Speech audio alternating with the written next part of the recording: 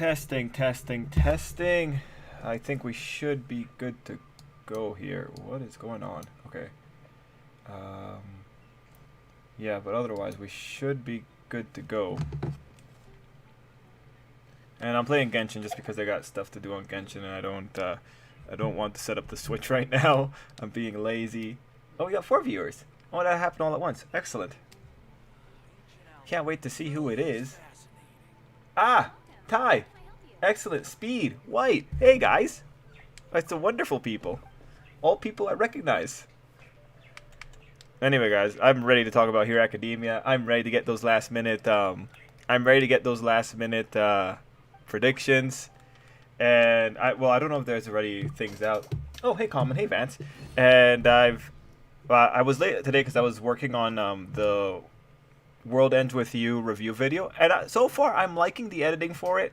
I am borrowing a very popular format. I am adapting a popular format for the video, but I think actually it's been going pretty well. So far the editing for it has it took a lot of pre-work, but it's fun. I would recommend, since it's a review video, since it's like a recommendation review video, I would recommend you guys just watch it, because that'll also help me out once it comes up. Right now I'm like halfway through it. Hopefully I'll be done by tonight, and then hopefully it'll be uploaded tomorrow. But I think it's entertaining. I have a few rants in it. Unfortunately, The World Ends With You is slightly better than the general trash anime that's going on right now, so it's not the most rants it could have had, but still, that's what I was working on. Anyway, let's see. Chris is here. Let's see. Everyone's doing swell. I think Deku has beaten Lady Nagant. If we get Izuku beating Lady Nagant in this chapter, personally, I don't think I would mind. I don't think anyone here would really mind, just because of how many things are going on with the chapter itself. Let me also, since we are beginning the process, let me log into all the relevant accounts here to make sure that we don't miss anything. Now, ideally, Atsushi doesn't hold out till the dead of the night, and maybe we'll get lucky with 4chan. Maybe. I can tell you the One Piece spoilers are out, and the the One Piece spoilers are out, and the Jujutsu Kai spoilers are out from what I've seen. I'm not sure if there's any other series that spoilers out, but those two are already out.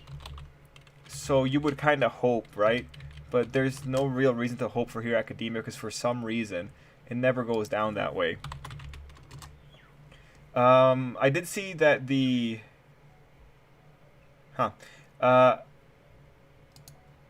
whatchamacallit, the cover for Shonen Jump this week is also out, because it was on the Jujutsu Kai spoilers.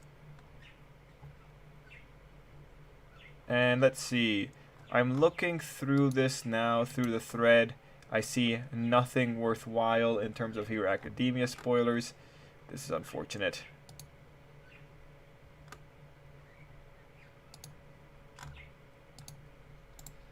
Oh, I found a really good colored image of the Hero Academia stuff. Just gonna save that.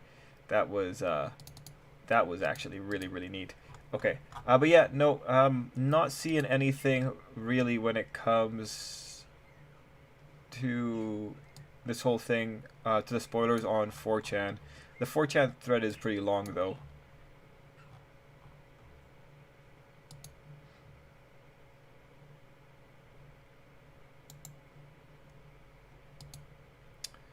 Might as well just save a bunch of 4chan images.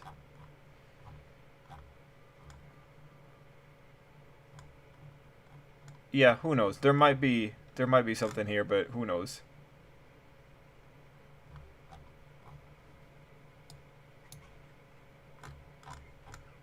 Yes, there's too much stuff on the 4chan thread. The 4chan thread is just absolute, just a lot.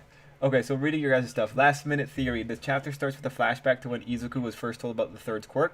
Likely be a flashback to the vestige dream from the hospital, and will literally be the first page. I think that's not even a theory. I think that's just flat out, you know this man's style. I mean, I'd be very surprised if we don't get a quick explanation of the third quirk, just because everything this man has done has been explaining the quirks as they come out. So, starting with a flashback, actually, like, again, even just looking at his style, it makes a lot of sense. Anime Mrs. Air Jujutsu Kai spoiler, new chapter of Slime is out. Oh, I didn't know. Have you seen Black Clover? If so, is it good? I read the manga comment. I'm not sure about the anime. The anime, I think, like, sometimes gets experimental. I don't think it's like a high quality anime. I think it's good for, you know, a weekly Shonen Jump adaptation that goes on forever. But it's just like you can't really rate it by typical standards. If you're okay with the quality of the Naruto anime, you're probably going to be okay with the quality of the Black Clover anime. But I do recall that the Black Clover anime also has quite a lot of filler in it.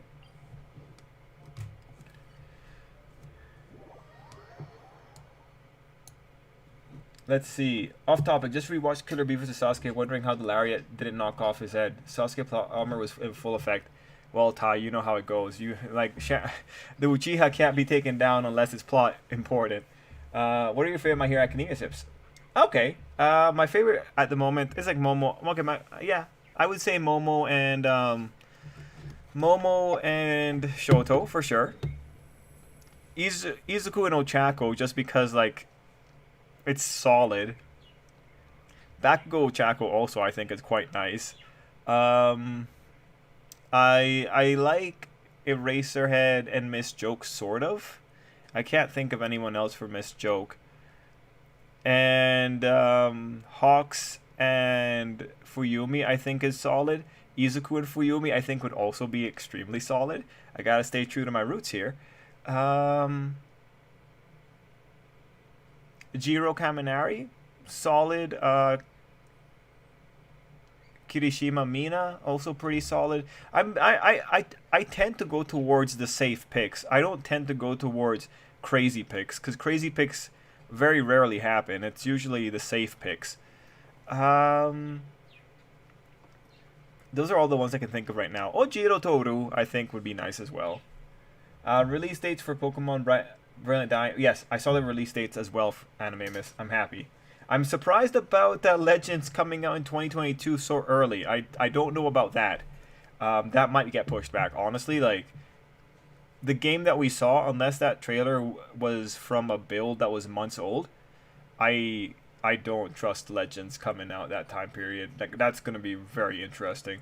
Uchiha Bloodline Dojutsu's plot armor galore. Yeah, you just pulled out powers like nothing. Will people be outraged about Eve becoming overweight due to stress and worry about Mark being in Space Wars later on, Invisible Season 2 or 3? Who knows? I don't think... Like, Eve... Okay, look. Honestly, Eve has a really interesting power. She's gonna be fine. If they get raised out about that, that's gonna be kind of ridiculous. Let's see, another Maki-focused chapter. Yes, Chris, I'm actually pretty happy about that. I was kind of hoping we'd get Naoya in the chapter for this one and get it done. But I'm okay. Like, you know, if you give me a full chapter of Maki versus Naoya, I'm not going to complain. He will further explain how the third quirk works. Yes. Trip, they straight up said Discord in latest Kaguya sound. Normally they change the name, but nope. Jujutsu Kai is probably not going to move until the zoning situation is resolved. The Zenin situation is resolved. Okay, yeah, no. I agree. Until that thing is done, again, I thought it was just gonna be 3 chapters, but if we're getting a full chapter of just Naoya getting his ass handed to him, I'm in. I'm 100% in on that one. I think that's gonna be great. And before I forget, I was checking at sushi, and let's see, nothing on at sushi. Good. Can't wait to see how this goes.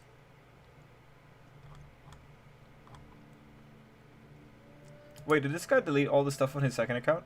That's clever. That's really clever. I don't know if it's my computer not loading it. It might be like he actually deleted everything on that second account. That's smart. That's probably the smartest thing he could do. Doesn't want to get caught. I understand it. Oh, no, Miguel, you're pretty early, man. I just recently got on. Well, at least Brilliant Damage was given another company to work on, so Game Freak can put all their resources towards Legends, unless they have other projects behind the scene.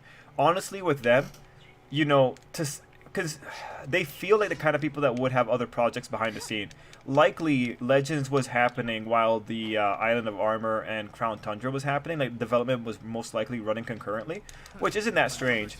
But I wouldn't be surprised if they have a team like just working on like the groundwork for another Pokemon game. Nothing too big, maybe just like concept development. But with Game Freak, you know, their pipeline, from what we understand, just doesn't feel like it's a very great pipeline. And just for the record, companies can have really inefficient pipelines even if they have successful products.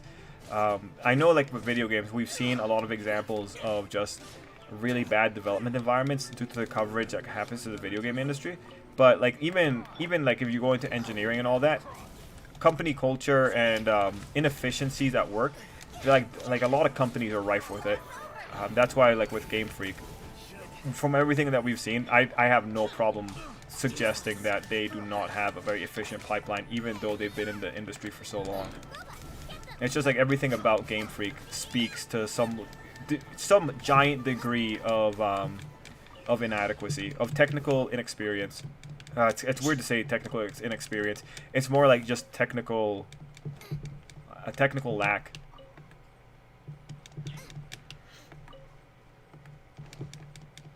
Unfortunately, I do feel like working on Pokemon definitely, or like sticking them to just Pokemon, ultimately did them more bad than it did good, just because it limited how much they could actually grow.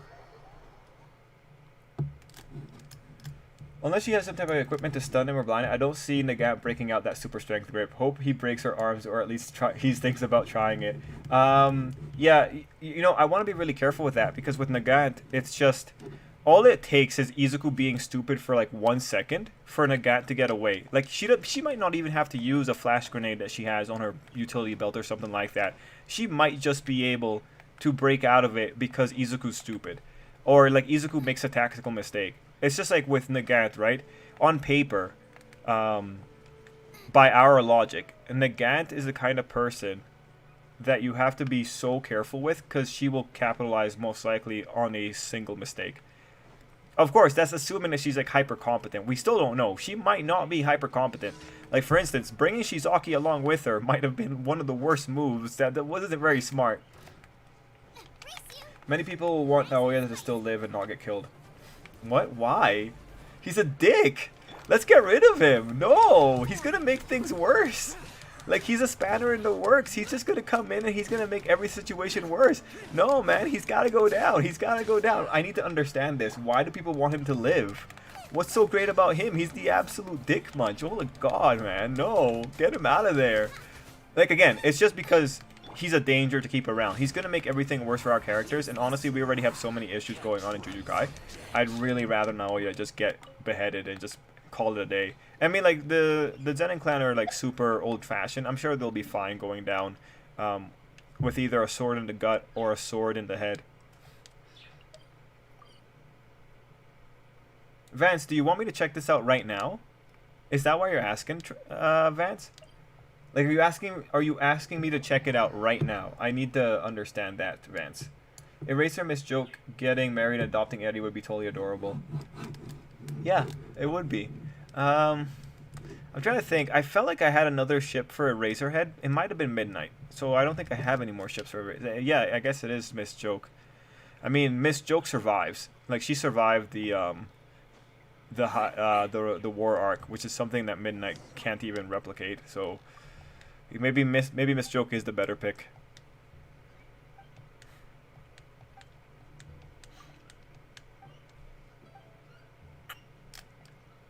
Also, I'm very excited for the Monster Hunter update. Like, I haven't played since the last time I played on stream, but once I'm done with Genshin here, I'm excited to go back and play it a bit. Excited to see what monsters also come up. The online here has been absolutely ridiculous this past week. People online are absolute outraged that Izuku is being the focus. They just keep screaming 1A this and 1A that. Excuse me. Got something in my throat. You know, I get wanting to see 1A, but I think I think I remember talking about this when we shifted to Izuku the first time at the end of April. Oh yeah, I remember. My thoughts were like, yeah, the moment that we stepped out of the school, it's like, yeah, don't expect to come back to UA for any school type thing. Don't expect to see the sports festival again. We're done. That's it. It's over. Like, there's no more UA, no more like school activities at UA. It's all gonna be just absolute mayhem until the end. So I'm glad that we're like, I'm glad that we're seeing that, and it's funny because people complain about the no stakes arc, like like like Class 1A versus 1B, but at the end of the day, those arcs do a lot for the side characters. Without those arcs, this is pretty much the Izuku, Bakugo, and Shoto show, and when it's not their show, it's pretty much the Endeavor Hawks show, and this showing right now, with just this, the focus here is on the pro heroes, who are legitimately better characters than the majority of Class 1A, because the author isn't afraid of actually tackling mature things with those characters. But yeah, they make things hard. When you have Endeavor being involved, it makes things hard for anyone else to even come close to having a reasonable screen time. Now, mind you, you guys know, I have I have a heart for Bakugo showing up, right? And to this day, I'm still like low key hoping for it, but I can't make it work easily. Like for Bakugo to show up now, and he's like one of the ones that ends up showing up like for the Nagant spot. It'd be so much work and it'd be so convoluted. Like even as a fan, if he showed up, I'd be very happy. But I feel like I'd end up criticizing how convoluted the setup would be to even justify him showing up. Like at this moment, Nagant somehow finding Izuku and how big Japan is, even that to me is still so ridiculous. I mean, like, I assume that Nagant probably followed reports of Hawks in them to kind of narrow down, or maybe she used All for One's like super Izuku tracking senses. But honestly, the situation with Nagant's are already so dubious that Bakugo showing up, I think it would take a lot of effort to make it reasonable. But interesting to see that people are outraged. I hope that they continue being outraged. Because at this rate, even if 1A gets involved, the only 1A characters that are going to get involved are pretty much the notable ones. And the notable ones at this era right now are pretty much Ida, Shoto, Bakugo, Uraraka, and Momo. Kirishima and Mina might be relegated to lower status for a while. I don't see Legends coming out until around June, especially that trailers I think go on. Yep. Hopefully online battles will be better timer-wise for certain types of battles. If they don't, I assume Media will adopt her. Ooh, that's kind of weird. That'd be kind of weird. I don't know if I trust Media with that child.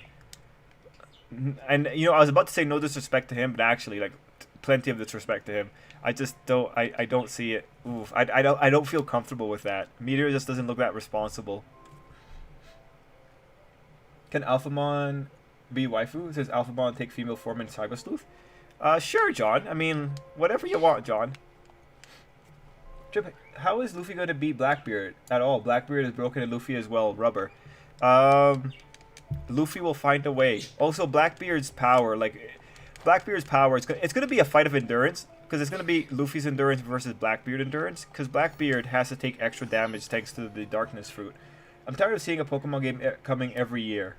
I don't personally, Chris. I don't mind, but that's because like I can just ignore a Pokemon game if I don't want to play it. What is the craziest ship you never saw coming? For me, it's Donatello in April from the 2012 Ninja Turtle series. People who wanted that ship were thought to be insane, but it happened. I didn't know that was a thing. I didn't watch that. That's interesting. But craziest ship I never saw coming? I guess it has to be Choji and maybe Asami and that one girl from Legend of Korra, but otherwise it's Choji and that one girl from the Thunder Nation or the village hidden in the clouds. Yeah, it's that one because that one was legitimately out of left field.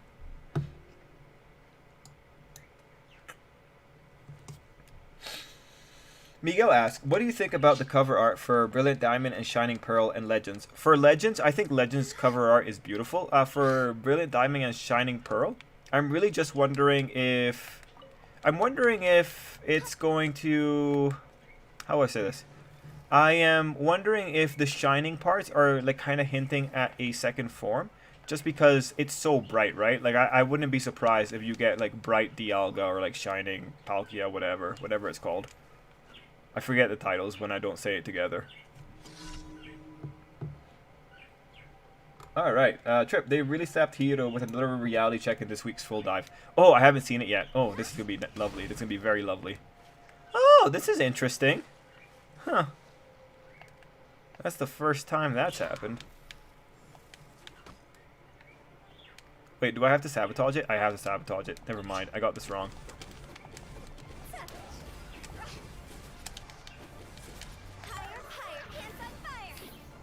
It's okay. We're almost there. Cool. Did it. Alright, that's another one down. Let's see. Not if you're busy. But the chapter's pretty late. Oh, okay. Once the chat dies down, Vance, I'll just very quickly go and read it. Well, Digimon doesn't have genders confirmed in anime a few times, so anything's game. Alright, yeah, great. Daily commission rewards. Did I already do 4? Wow. So Midnight's 100% dead. Zenin clan seems like a representation of other Jujutsu sorcerer clans, and why Gojo thought killing the higher ups wouldn't change anything. Yeah, like he thought it wouldn't change anything because like of how ingrained the mentality is. But at this point, with the upheaval happening, I feel like taking out a good chunk of them and like then installing Megumi as the head, naturally, I think that would make a big difference. Kamui Woods and Mount Lady as a ship, I personally really like. Me too. I think it's a really cute one. I think it's cute, and I think, you know, it's not overdone. It's just, it's nice and in the background. Game Freak isn't fixing anything because everything is working until they release a few Pokemon games and they flop hard. They won't feel there's anything to fix. Agreed. Agreed. As long as money's pouring in, they're not going to change anything. Like, if anything, we've seen that when money isn't... When they don't hit their profit margins or, like, their projected profits, that's when they take things away. Like, what happened with Pokemon Black and White. But otherwise, yeah. God, imagine if Legends comes in with the worst... It's not going to happen. But if Legends came in with the worst profit margin of all the Pokemon games, I'm sure Game Freak would never touch another Legends game. It's just not in their bones to do that.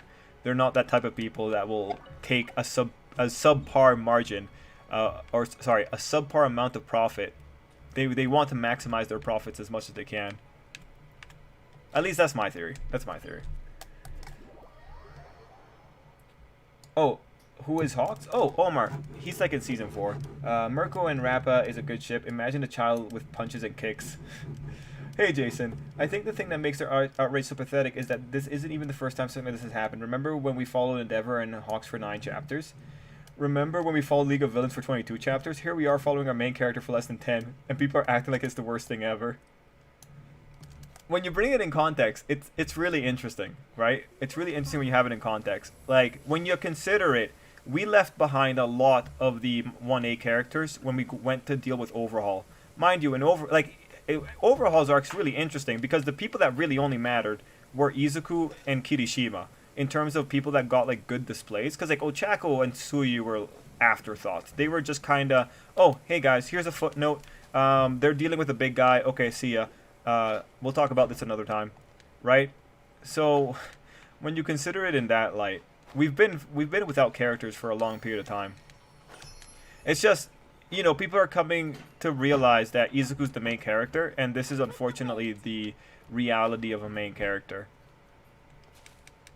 Don't worry, I'm sure if these surveys in Japan come back with, we want to see more Bakugo, I'm sure the authors will break below that pressure. Authors always do break below the pressure if it happens for long enough. And they'll definitely break below the pressure once they get to where Shokugeki no Soma was. Oh, Jesus. That was a lot. I shouldn't be mean thinking that authors break, but let's face it. Their magazine is run on popularity. They do break. Give them enough time and they'll break. Well, give them enough bad reviews and they'll break. That's usually when it happens. It's when they got a lot of bad reviews. Imagine I like Mineta more than Ida, but on second thought, do you think Izuku would write a letter to because she will be looking for him? That'd be nice if he wrote a letter to Eri. If he didn't write a letter to Eri, I'd be kind of like, bro, you spent so long trying to save this girl and you can't do her the... like, the letters that he wrote everyone else were so basic. Come on, write the girl a nice letter. By the way, Atsu has that hit post. Do you have it? Yes, I do. Let me reload it. I don't know where I am in the comments, so I might be a little bit away from the bottom. Yeah, yeah, still nothing. Hey, Vistrio. Wait, what happens to the Pokemon layout? Oh, it crashed right before I went, and I didn't have time to bring it up. I prefer 2003 Teenage Mutant Ninja Turtle as well. Casey wedding at the end was very sweet. Yep. If I was a movie, only Ron and Hermione ship would have startled me. Okay, so what you're saying, Trip, is that Primal Dialga could return. I mean, I wouldn't feel bad about it. I still prefer 2D Pokemon to 3D. Me too. I feel like they can do more with 2D because, like, 3D takes so many resources. I feel like 2D resources are easier to produce. I'd be totally fine with, and like 2D is so much more under control compared to 3D. I'd be totally fine with just having more 2D games. Waiting for the complaints on Deku being too OP from the anime fans this weekend. While they are fans of OP characters like Naruto, Ichigo, and especially Goku. And it's like, come on, like Izuku is fighting All For One. He like, God forbid you give him 8 quirks versus All For One's hundreds, and God forbid you make him competitive with Nomu. Chapter 84. That would bring Shinzo along to neutralize Izuku so they can take him out there. Izuku's too OP for them to take by direct force. They added another girl into the mix of Kaguya-sama. Okay. Let's see. I hope Sanji, Zoro, and Luffy get a broken power-up just cuz. I mean, that could happen, Omar. Korra x Asami was pretty odd. Yeah, Pokemon won't flop hard until Pokemon is not interesting anymore. It depends on, like, spin-off games might flop hard. Pokemon is changing just at a glacier pace. Legends is an experiment. They will take the best parts of that and add it to the main series. I think that's a really good approach. I think that would be a very lovely approach. Don't forget your expedition. Right, random. Goku I have my issues with, but that is due to writing. Okay. That's why they didn't bother to make as much content as the remakes of Gold and Silver and Black and White 2, because it didn't make as much money. Which is depressing. Because Black and White 2 is it's really neat. Like, Black and White in general is really neat. Did you see Momo's movie set in the new My Hero game? It's pretty scary on how she could be dangerous if she was like this in anime. She uses turret guns, scythes, and a bunch of crazy stuff. Yeah, Ty, I believe it. Like, Momo could be legitimately a terrifying person. Those were annoying to get to the max out, but it did give me more to do in Genshin. Yeah, I forgot, didn't collect all of them. This is the story of how I became the great fans. What do you mean Izuku is the main character? Yes. Let's see. I want to see Izuku fall asleep in the middle of a battle at some point. Ooh, well, if you had Midnight there, it could definitely happen. I don't know. Oh, he could get tranked. Yo, if Nagant has like a trank on her right now, she jabs it into his neck. Oh, Izuku, you'd suck. Oh, hey, Scully. It's a shame that the 7th fan sub is no longer making it because the translator got harassed for not doing them sooner. Oh. That's unfortunate. My favorite quote is Kazuma. I yearn for fire, gender equality. What about you? I prefer if me only had one superpower versus the dozens. Okay, I'd prefer if he only had one superpower versus the dozens. That's like a narrative thing that could be made there. Yeah, I understand what you're saying, right? Like, at the end of the day, Bakugo is stuck with one power versus dozens. Wait, I assume you're talking about Izuku there, Skelly. If 3 Swords and Meat Lover ever get a power-up, what would it be? Hockey-based power-ups, Omar. The Batman x Wonder Woman ship came out of nowhere. Same with Damien and Raven, but both ships work so well. I thought both ships were terrible for both characters. Aren't relationships in comics generally terrible for both characters? Because like these characters aren't allowed to have any kind of stability in their life. He briefly passed out in the battle against Shigaraki. Oh, yeah, okay. Yeah, okay. That's a good point. Okay, let me just very quickly. I gotta go and read this chapter for Vance just to see what they're doing in it. So just give me a quick second. I'll go to Manga Freak. Hopefully nothing horrible will pop up ad-wise.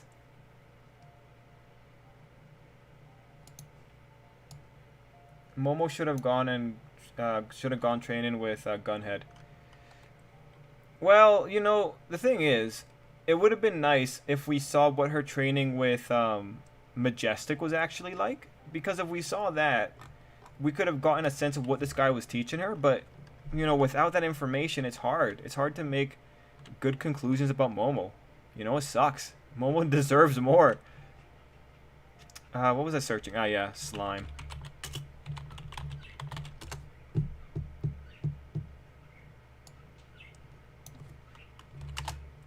Slime. Slime life, slime thingamajig, tensei slime. There we go.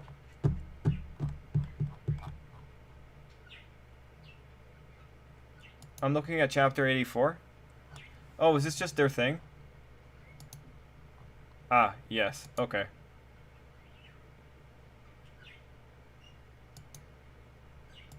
Okay, I know that. I read this. I've actually read, for this chapter, I've actually read the volumes for it like 5 times just for this chapter, just because this is one of like the nicest times in slime, and it's just so good to see it. So it's nice that they got to the adaptation here. I'm just gonna kind of speed read because I know everything that's happening. One thing I will say, I liked the gimmick when it came down to the clown troupe. I like their relationships. Shouldn't call it a gimmick. I like the relationships.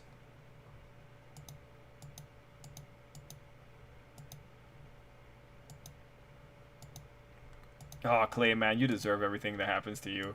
You should have backed down. You should have listened to your buddies. You should have listened to your true friends.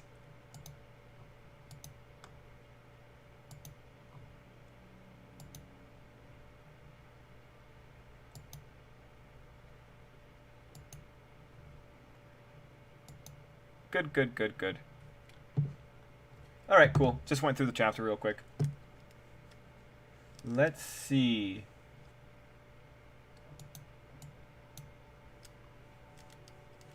You shouldn't be so far away, Omar. Like, it's pretty much going to be hacky-based power-ups. You shouldn't be that far away, Omar. Because you're already in New World, right?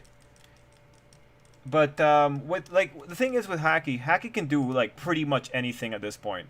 That's why Hacky-based power-ups are going to be occurring. Like, you've already seen a lot of Hacky-based power-ups. Like, in my opinion, Diable Jambe and Asura are already, like, Hacky-based power-ups. Because there's no other way to justify how Zoro is able to make 3 Zoros appear. It's a Hacky-based power-up.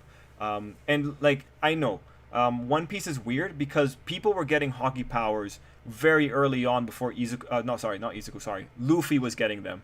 And my examples, like if you look at One Piece, a lot of times people were getting powers before Luffy did. Like Chopper was the first one to get Awakening before we knew what an Awakening was. And then when it comes to Sanji and Zoro, like Sanji lights himself on fire. That has to be Haki based. And then Zoro's stuff, like as we know from recent chapters, is most likely also a Haki base. And then like early on in Alabasta, Zoro's the first person to hear the breath of all things, which isn't as impressive as hearing the voice of all things. But then we find out in Wano that the concept of feeling the breath of all things is a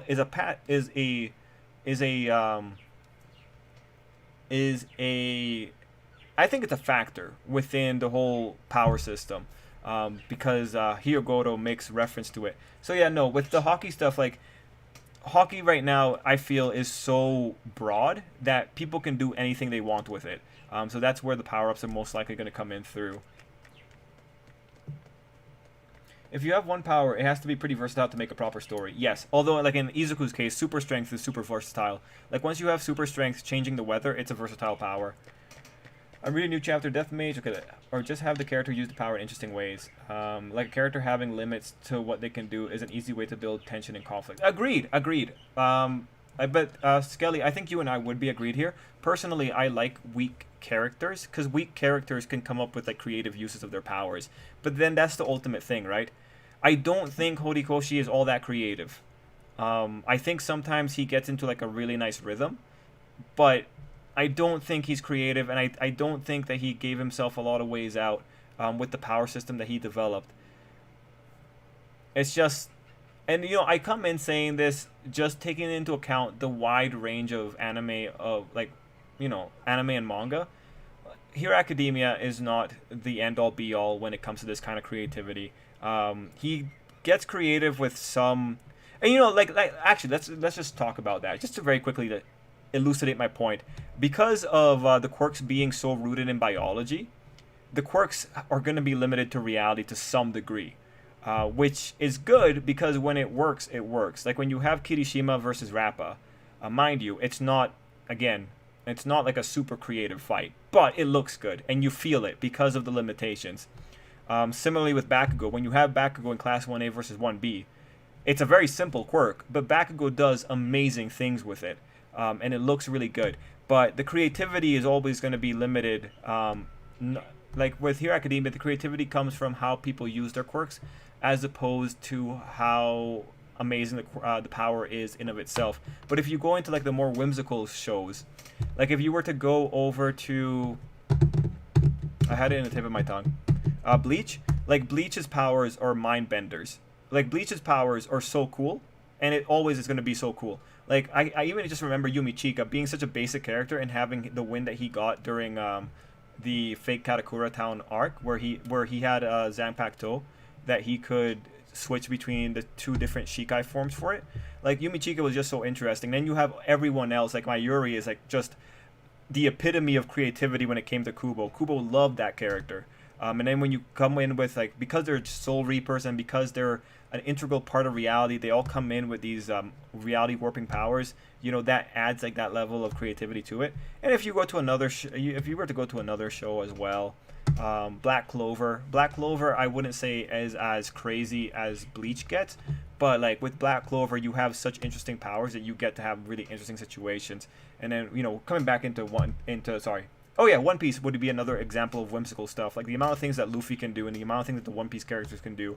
But for them, I'd say like their powers are the source of the creativity. I wouldn't say that they come up with creative wins, although Luffy probably legitimately does come up with creative wins pretty often when it's a certain phase of the fight. I'm trying to think if there's any other creative wins when it comes to One Piece. Nami has creative wins because of her being a weak character. Usopp sometimes has creative wins due to the weak characters, though this is different in pre-time skip. Pre-time skip had like the better quality of fights. But yeah, no. Back to this. When it comes down, like I agree with Skelly. Having limits that you know exist does help make the tension increase in a show. The one quirk versus multiple quirks debate is redundant because you can have one quirk doing multiple things. The thing with Izuku's quirk is that they're specific. Meanwhile, quirks like Shoto and Bakugo are versatile and allow them to do things that could be easily separated into different quirks. For Bakugo, I think it's a little bit harder because like his mobility is all based on propulsion, right? Like I feel like if someone had a quirk to be super mobile in the air, I'd think, okay, that's pretty dumb. But for Shoto flat out has two quirks. That's the reality of the situation. But yeah, going back to the one quirk versus multiple quirks, I think if you come in saying like if you have one normal quirk and then like quirks that give you completely different functions that your first quirk can't cover, I mean I feel that would be fair. Like if Izuku had an energy manipulation quirk, you know, he'd be able to do a lot of things. So ultimately the debate is really an issue of, it shouldn't be one quirk versus many quirks. It should be one function versus many functions. What do you prefer? Do you prefer having someone that has a versatile quirk, or do you prefer someone who has a simple quirk? But again, in Hero Academia, having more variety is better for you in the long run. You're not going to be a competitive character if you don't have a degree of versatility. I just realized something. Midnight died a virgin because I remember Horikoshi saying in her bio that she could never keep a relationship because she put all her dates to sleep. Pretty sad. Oh, Tai, shit, man. Momo deserves more. That's why she gets Toto, because she's so stunted. Midnight shouldn't have been killed off. I enjoyed it. Well, Vance, yeah, because it's amazing. Like it's Clayman's comeuppance. Like, come on. Like, of course it's amazing, man. Of course it's amazing. After recent Slime manga, okay, I am looking even more forward to part 2 of season 2. Yeah, that's why the 5 times I reread that Clayman scene were all just reading it after I watched like episode 5, 6, 7, I think 10, 11, and 12. Pretty much those, like, it was pretty much, I was rereading that chapter after watching an episode of Slime. And it's just because it's such a good chapter, man. Momo gets a lot of validation from other characters like Midnight, Shota, Majestic. So even when she fails, her action can still be portrayed as worthwhile. Yeah, but that's like the loser's consolation prize, right? Someone has to be there to say, like, Momo is still worthwhile, because otherwise, like, again, you have to really appreciate the value of the loser's consolation prize. Because if you don't have the author saying, hey, guys, this character is worthwhile, imagine what would happen, right? Because we know, like, a good chunk of in general, any fan base will not listen to anything unless it's explicitly stated in the manga. Like if you go in saying and suggesting that characters are lying or that characters don't know what they're talking about, people will get defensive. And I know this from the wide history of promoting unreliable narrator. I know that this has happened multiple times. Mind you, sometimes I'm wrong, but like the few times I've been right, it's always been very validating for me. But going back into this, yeah, if you don't have those characters saying that Momo is worthwhile, it's going to look bad. And people are going to be like, oh, yeah, no, Momo sucks. If you never have anyone praising her, it's going to get bad. Like, mind you, there's going to be that chunk of the fan base that understands nuance and can analyze a battle. And there will be the YouTubers that will come in and say, like, actually, she's actually pretty good. But otherwise, the negativity towards Momo would be worse than it is right now. But yeah, when you have Momo here, like her getting the validation is just flat out because Horikoshi doesn't want to show her being effective. So he has to give her a consolation prize to say she's still worthwhile. But at the end of the day, Momo will most likely never be allowed to win because Momo can... Her quirk is so versatile, she could legitimately trivialize a lot of things. For Riders of Battle Shonen, limits exist to be broken. So Momo hasn't been done dirty. In fact, Horikoshi has made mechanisms to save her from the shame of failure. Yeah, no, but I think that in of itself is doing her dirty. That's because you're trying to save... It's because like the author knows he did something to the character that he has to try and protect her from. Like, he knows.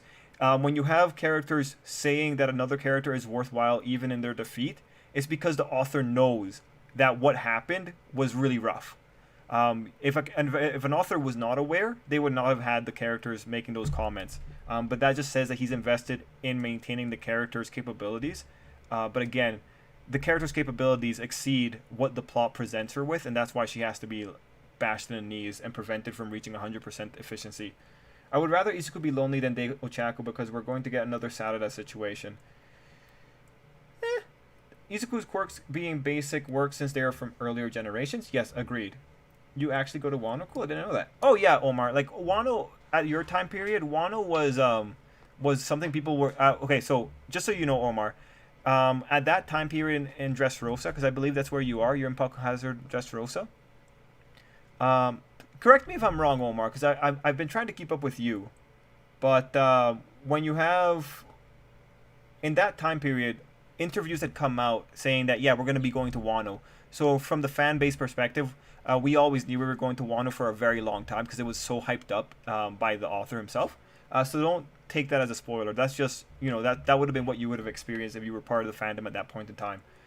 Trip, what would Gear 4 be? If you guys don't have it yet, also, if you do have a Gear 4, what episode is it in? I don't recall what episode number it's in, but it comes up in Dressrosa.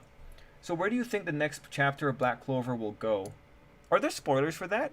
Well, right now I'm kind of apprehensive about Dante coming back being possessed fully. Just because I could see that happening really easily. Like, possession isn't that hard to pull off in a manga, right? So, fingers crossed. I think it'd be really nice if we move away from here and let Magna keep his win. But for now, I do think that Zora still he needs to get a moment or something. Apparently, there's a mini-series for Miss Kobayashi Dragon made airing right now up to episode 8. Oh, okay. I think with Xenon or Vasinica battle next, that what I think will happen next chapter. Okay. You think we'll move into another fight? Okay, fair. I mean, I'd be okay moving into another fight as well. Also, would you consider Luffy a weak character? Because let's be real, Rubber Man is weak, but Luffy just uses it like a dumbass and it works. No, I wouldn't consider Luffy a weak character because like Luffy uses his power most of the time. He uses it pretty intelligently, and like the thing with One Piece is that you have the Monster Trio. They have such feats of physical strength. Like Luffy is physically strong. Like his power enables him to do some goofy things. Because at the end of the day, like Omar, just to like make it clear, Luffy was made to be goofy. This is something the author has said because he always thought that a character who stretches is funny. Like, that's what Luffy is. He's made to be goofy. In that case, like, Luffy's power strategy is always hit them harder. And so as long as hit them harder works, Luffy's going to be hitting them harder. I rather Bakugo Uraraka, Izu, Suyu, mostly because Suyu is a great character. that getting a Sakura treatment. Imagine a frog with super strength or breathing fire. That'd be cool. Black Clover magic is so unique to each magician. Yep. Hey, oh, hey, Leela.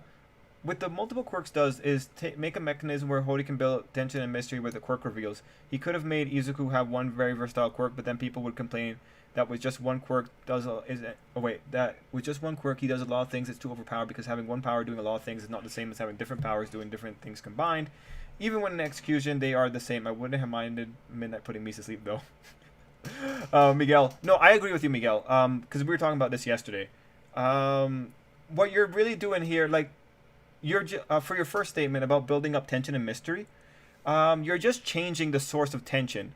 If you have a character being weak and coming up with new uses for their power, that in of itself is tension. Like, weak characters do work in practice. You can make really interesting weak characters so long as your creativity doesn't dry out. What Horikoshi did was just he switched the source of mystery. As for tension, I'm not gonna really argue there. Like tension, like he can fabricate tension. It's not that hard, but like the mystery itself, that's what's added with the quirk reveals. And then with your talk about the one very versatile quirk, I agree. It is an issue my words. It is an issue of presentation as well, and this is really important because people underestimate how much presentation matters. But you know, in life there's ways to deliver information. A lot of times you could deliver an idea, and if you word it just right, you can get people to agree to some ridiculous stuff. Or you can get people to defend you when you're doing some ridiculous stuff. So presentation does matter. Yes, I actually agree with Miguel. People would complain if it was one quirk that could do all things. Because people will be like that. Let's see.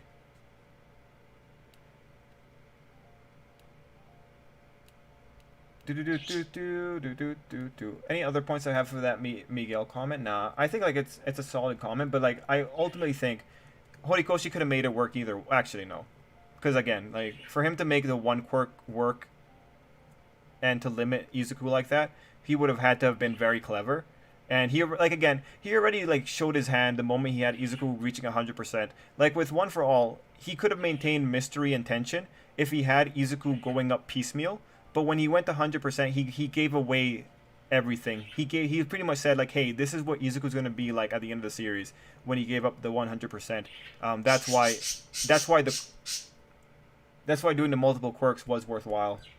Imagine if All For One uses a fire breathing. Imagine if All For One uses a fire breathing quirk and told Izuku that his father have thought and he was weak. Oh, him and his father have thought and he was weak. Got it. Let's see. Okay, let's see. When is Bakugo going to get a one-on-one fight with a villain? What would truly show he's grown? Bakugo doesn't get any high-stakes fights. He's so wasted. I mean, he gets involved in high-stake fights. Shozo never does Ice Slide like most other Ice users in other media. Oh, no, he does it. He does it in an opening. I know. I'm cheating, but... Slime anime follow the light novel or the manga. Will that guy still be the main villain at the end? It follows it follows the light novel. Like, the manga follows the light novel pretty closely, and I'm pretty sure that guy will still be one of the main villains. Now, I don't know if you're talking about the web novel. It doesn't follow the web novel. The web novel went a completely different direction. Or, like, it has... At this point, I feel like the web novel and light novel are two different things. But the light novels... It should be following the light novel. If you're following the light novel, it should be going behind the light novel. So who will fight Bakugo one-on-one? There is no one I can see you fight that will show he's grown in battle.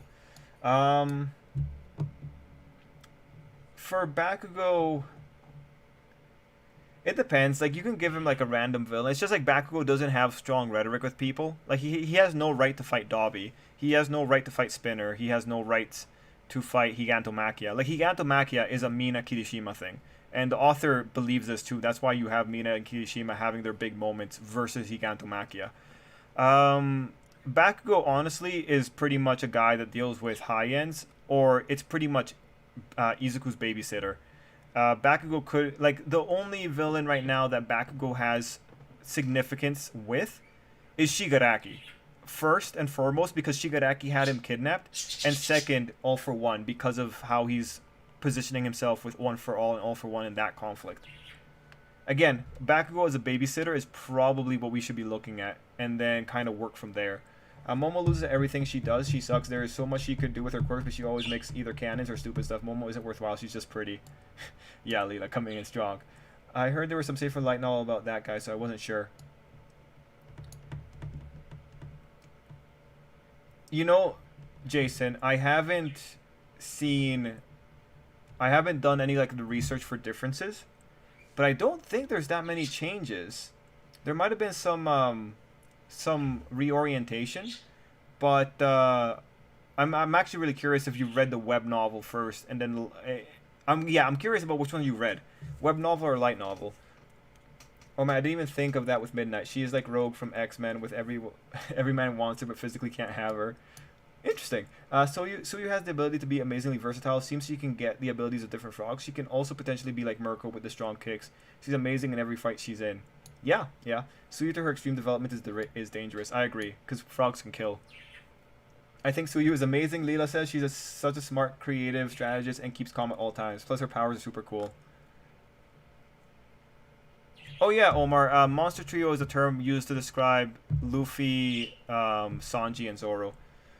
So Midnight needed to have a mask for her boyfriend so he wouldn't be affected by her gas from being together. Yeah, that's pretty much the simple thing to do.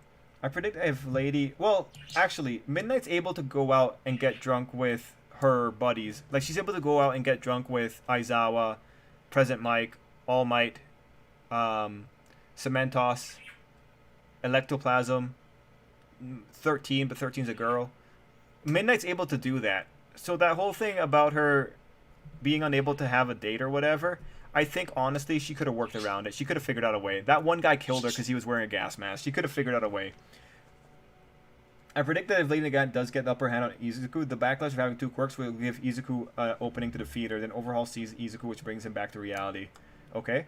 Man, like, with Overhaul, I'm not sure anymore. I'm not sure if he actually will react, you know? Like, I'm starting to doubt it just a little bit. Because it's just like, it feels so jarring to me. But I don't know. Maybe this chapter will give me some kind of hint, and then I can like have a better idea of what's going to happen. I saw some people online the other day making the most outrageous claims. They were upset at Izuku for not initially trying to talk to Nagant because she can be reasoned with. What's he supposed to do? Sit down and have a talk with her from 1 kilometer away while she's shooting at him? No. Like the best... Look, remember what happened with Muscular? Izuku only talked to Muscular after he restrained him. Which, I don't know. Call me crazy. But that seems like a pretty good idea. And yeah, like you know, the only way that you could maybe make it so that Izuku could talk to her is if she said, "Hey, I have a receiver on this side. You can talk to me here." But you know, again, you're being shot at. This woman threatened to blow off your limbs, and she probably could do it. Given what she did so far, she could probably do it. Oh, but some people, man, some people.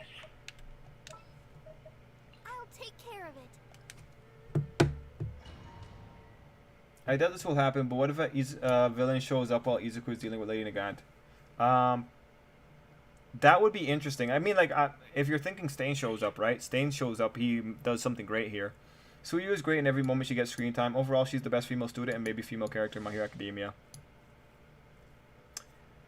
Nah, Mirko's the best female character in Hero Academia.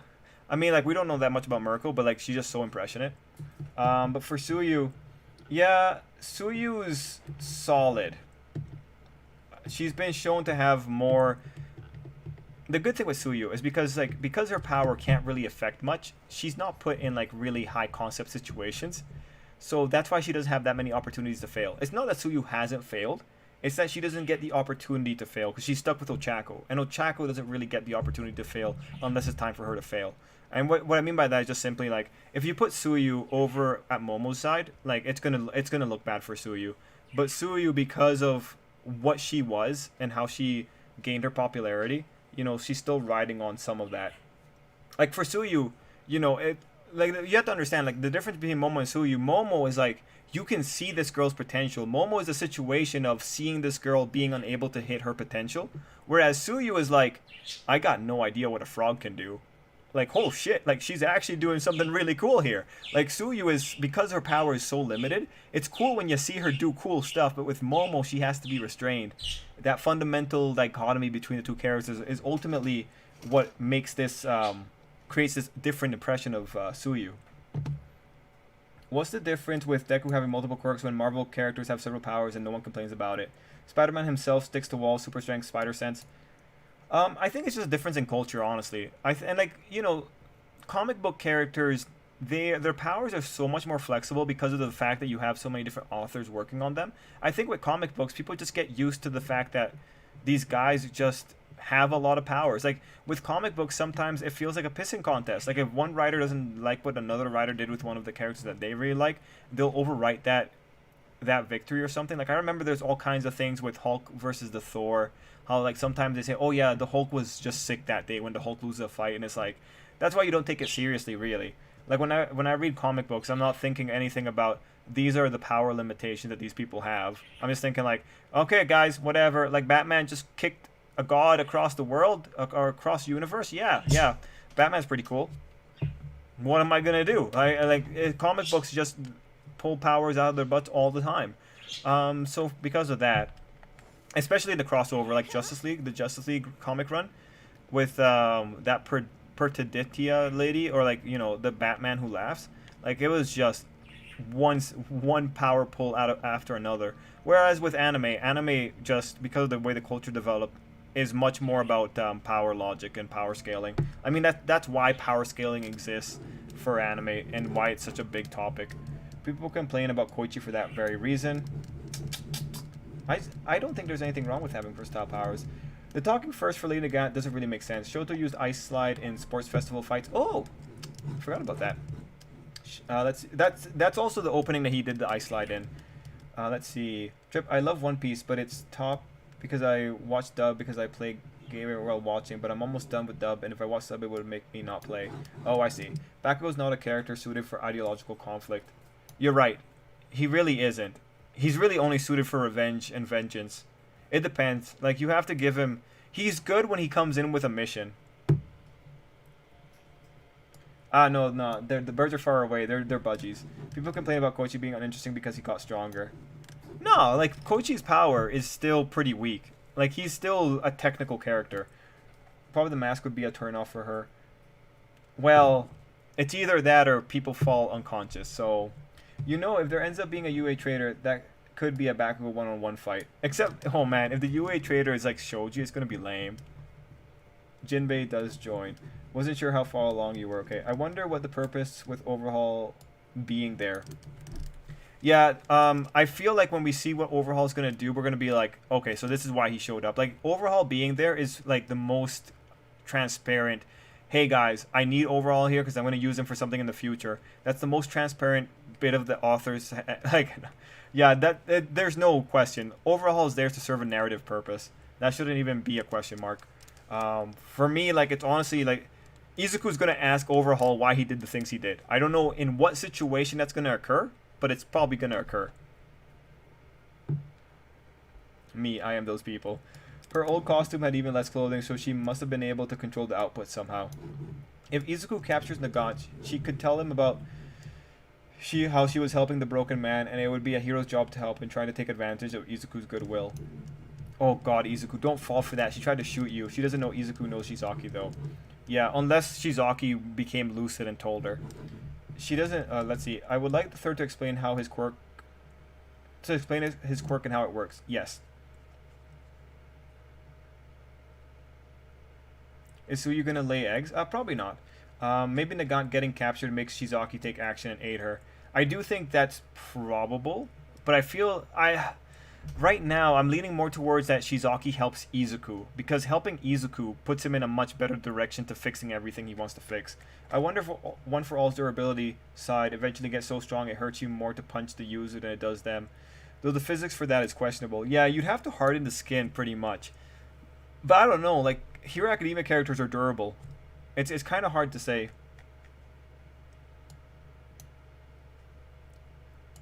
Because in the rest of the setting, basically everyone has one power. Yep. Except now all the villains have multiple powers and the hero has a dozen. Momo with a sniper rifle. The problem with that stuff in Marvel is due to the constant riders being changed too often. Yep. So given the whole wait scene in the recent slide, it's a good thing Gobta didn't say anything about it, or else bye-bye Gobta. Yes. I think the UA trader should be Monoma. That's because Lita doesn't like him. I don't think it's going to be If it's Monoma, that'll be funny, but I don't think it's going to be Monoma. UA trader should be back and go for shits and giggles. Yeah. How long do you think Nagant was in prison? How old is she? To me, she's between 25 and 30. I feel 25 and 30 is pretty solid. I don't know, because it's a... Let's see. It would be in the time period between Hawks' current age and when he became one of those people in that government unit. Maybe she's been in there for 1 to 5 years. I don't think she'd be in there for longer. I think that would be a fair number. Like, she doesn't look like she's rusty, right? She's shooting things pretty quickly, so that probably says she's been active for a while. God, it's the worst. I hate these things. Guys, come on, be nice. Those little birds, man. The little birds, man. Okay, they're going at it. Yep, I should have come in with Noelle. I should have come in with Noelle. I regret everything.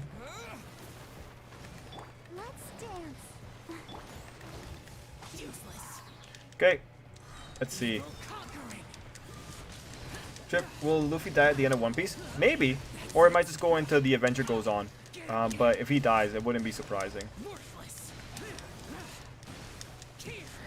Oh, there goes me. Except I can revive. Ha ha ha ha ha ha. Probably good that I learn how to fight these things now because they're in Abyss. And I still haven't beaten floor 12 in Abyss.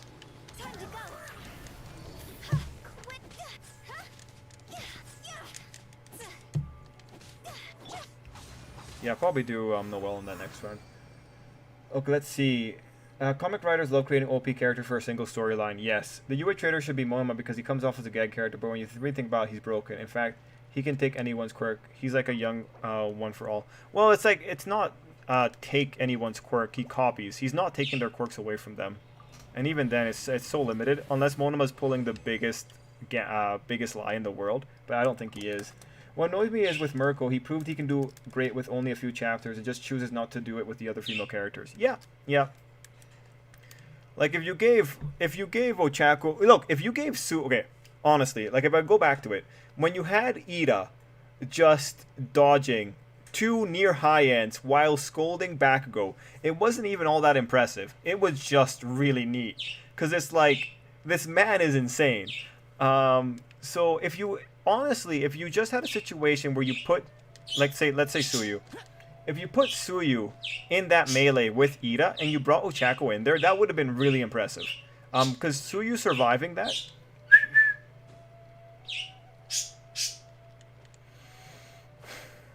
Suyu surviving that would have been hilarious. If you saw Suyu actually kicking a Nomu in the face, I would have been very impressed with that. Although, like, Mirio pointed it out. Like, Mirio couldn't do anything about them. Okay. Okay. 1 second. The birds have spoken. I'm gonna go take care of them right now. They're not gonna make any more sounds for the rest of the night.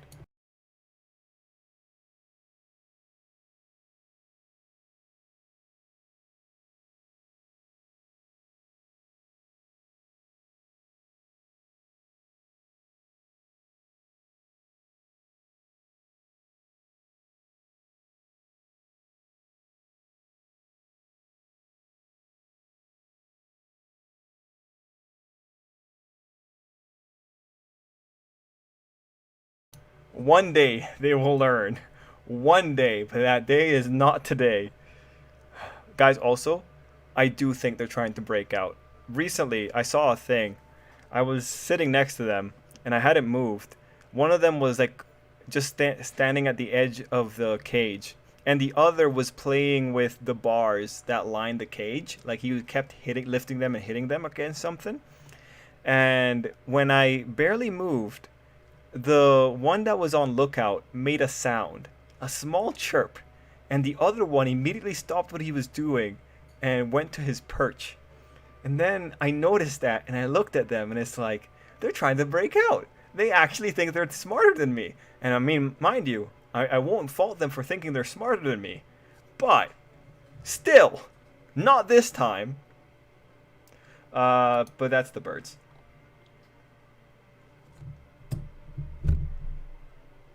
What devil fruit do you think Roger had? I don't think he had any devil fruit. I think Monoma is simply playing the fool, and I don't hate him. I actually really love him. Oh, good, Leela. Good, good, good. What annoys me is with Mirko. Okay, I got that. If Luffy dies, I might be just pull the white flag because first Ace dies and Luffy dies. Well, it'd be at the end, Omar.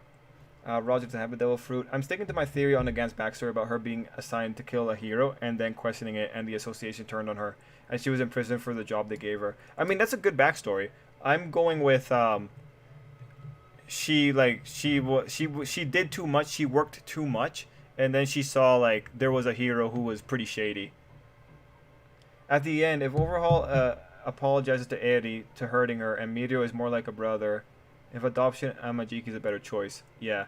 Going back to the Nagant thing, if Nagant got screwed over by the Public Safety Commission, don't get me wrong. I would be 100% into that, because I think we need more examples of the Public Safety Commission being trash.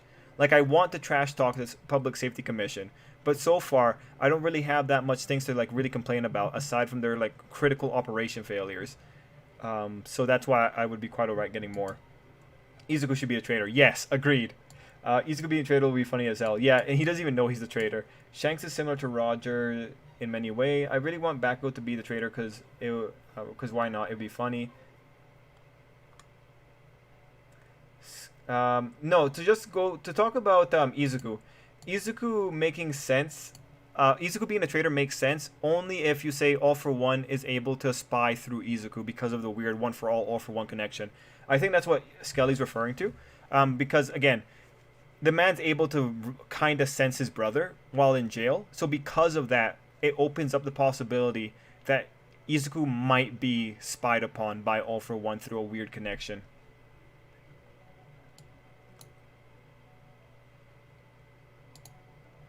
Let's see. Sorry, isn't that exactly what Juzo did? Let's see.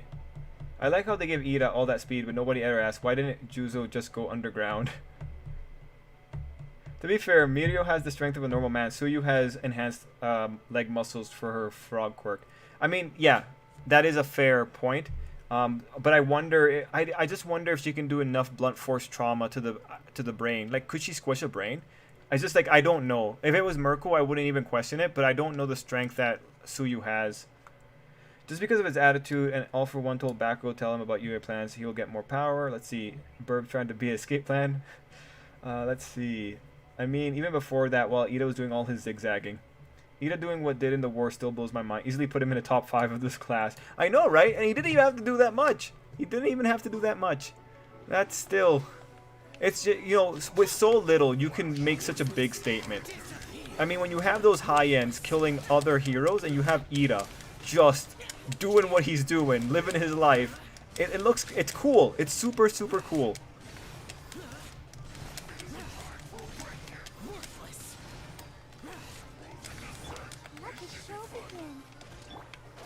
God, I should have killed him. Should have killed him in one go here.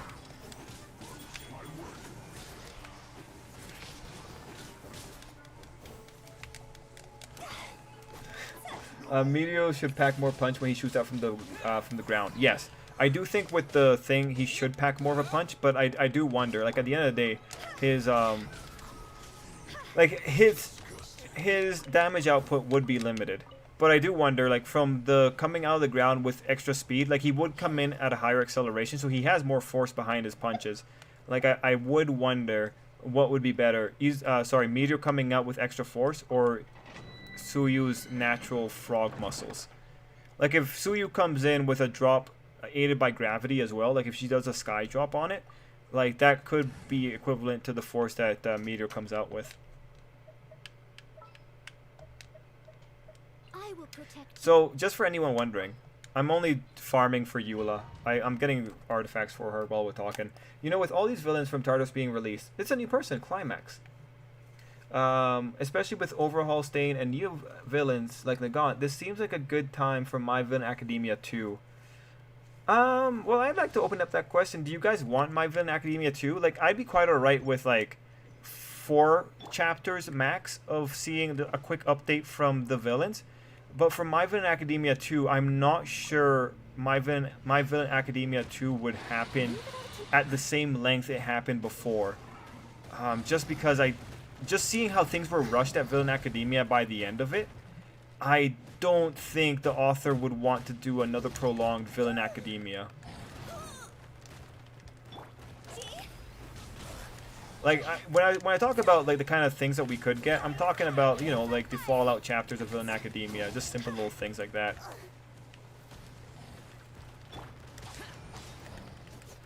But yeah, like, at this point, me personally, I don't think the author has confidence to do another long Villain Academia.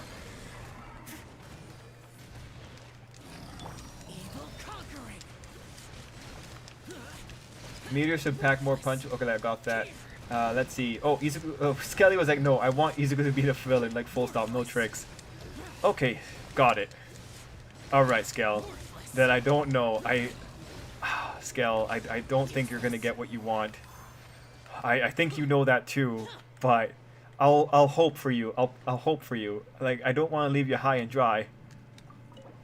I can't wait for Meteor to reveal to be the most underwhelming. I can't wait for the Meteor reveal to be the most underwhelming thing ever for the anime. I assume you're mean. I still believe in a quirk plane existing. Yeah, I still believe in that as well. Like, more or less. I just think Lady Nagant just snapped by being the Commission's personal assassin for so long and has a warped sense of justice from all that killing. That would be interesting and helps the boy toy theory. Yeah, I mean, I'd be quite alright with that as well. Like, at the end of the day, I think it's gonna, like, Hawks having the thing about wanting heroes to take a break, I think that has a lot to do with Nagant. I think Nagant, like, definitely got overworked. But I think she just saw too much as well. Like, that kind of, like, feels like it would work for her character. Now, like, actually, if she has a bloodlust that she developed from fighting so long, that'd be concerning. Because then it's like, I don't know, man. I don't know if this kind of character can be redeemed.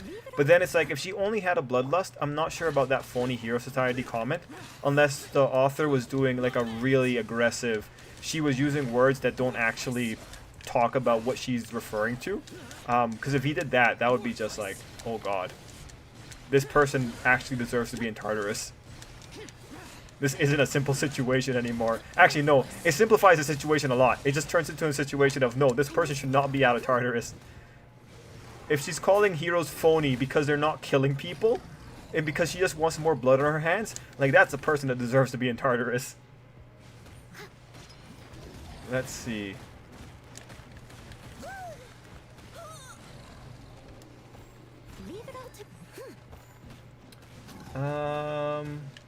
Ida's still nowhere near as fast as other speedsters in other universes. Oh, that's fine. Like, I don't need Ida to be as fast as other speedsters in other universes.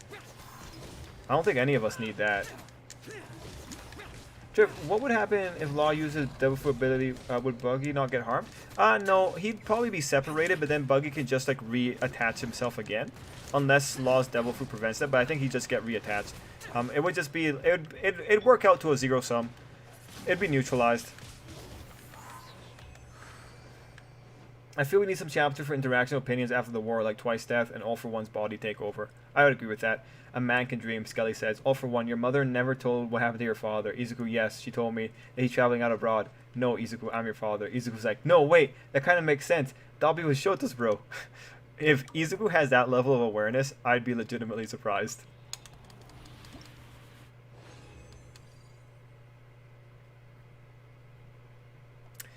Climax said, not as long as it was, but like 15 to 20 chapters. Okay. I do feel 15 is too much. Personally, for me, I feel like it's too much. I'd be quite alright with 10. If there was a My Villain Academia 2, I don't think it'd be as long, considering a good portion of Villain Academia was showing backstories, which you can't exactly repeat. That said, the villains do often get a lot of focus, just like the war arc.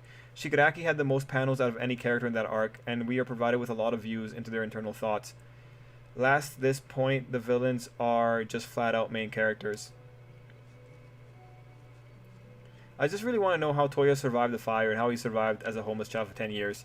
Yeah, I hope that it was the manservant who picked him up and just kept him away from everything. She seemed really excitable while shooting. She seemed really excitable while shooting Izuku, and I want more villains who are irredeemable. No more sympathetic backstories. Should mix up villain backstories. Yes.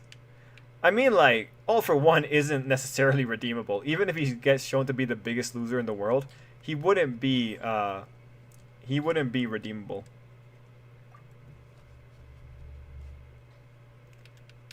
So let me just think here. I want to trigger elemental reactions.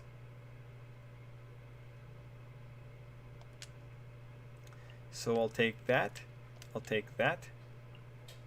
I'll take this. And I will take sucrose, because that's probably going to be elemental reactions. I want Izuku to die at the end from crying. Ah, well, Omar, that's never going to happen. Also, how he developed, considering that he went from wanting to show off to his father to come dance with your son in hell. Well, that feels like it would really just be the pain talking. Like, it's pretty much like you start off with a bad opinion, then you like have a traumatic experience, and then you keep veering off. Like, you keep radicalizing yourself. I feel like it's going to be like a natural progression for him based on trauma. That's what I would say would be the progression. But if there's anything aggressive, that'd be interesting as well. And are there spoilers for My Hero Academia? There are none on Atsushi's Twitter. I am looking around for Hero. Let's see if we got anything for Hero Academia. Nope. One Piece spoilers though.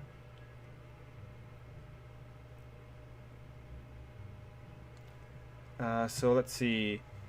Nothing on Hero Academia. Anything on Boku? Nope. Let's see. Spoil. Nope. Let's see. Leak.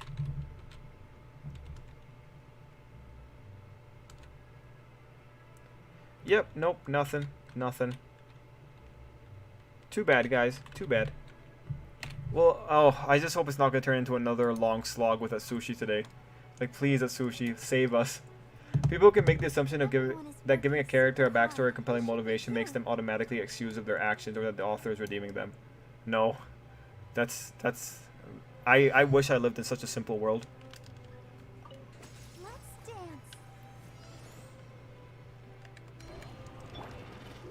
That said, sometimes it can be a little bit of a waste of time. Unless you're trying to make a specific point.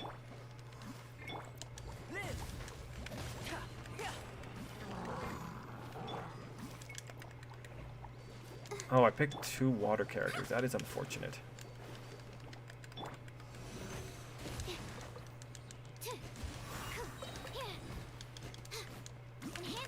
Anyway, let's see. But you can have villains with compelling motivations and still be irredeemable in the words of someone. Cool motivation, still murder. Yeah, yeah.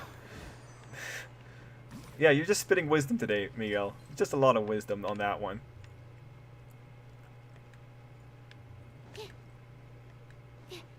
Let's see. They had a new girl in Kaguya, now there are misunderstandings blooming. Ah, yes. If you want to lengthen a harem past its time, you simply add new characters and make the misunderstandings go out of control. Excellent. Feel this ancient power. Absorption test. Let's see. Gamora always annoyed me with his man-child behavior. I mean, I feel like most people would be annoyed by man-child behaviors. Let's see. Are you going to try for the new girl when her banner comes up? Vance, which girl are you talking about? What would you rate Nagant design-wise compared to other female characters? Her panels in last chapter were so good. Yo, Nagant, like, the only thing I don't like her about her design right now is the skirt. I think the skirt is a giant liability. You know, I think probably shouldn't... I think she looked a lot better with her hero outfit. I don't think there's anything wrong with the hero outfit. So, yeah. Design-wise, though, Nagant looks good. Like, other female characters wish they looked as good as Nagant does. Legit. Like, everything about her current outfit besides the skirt, solid. Maybe I should have brought fire characters. Yeah, that's probably where this is going to go. I should have brought fire characters.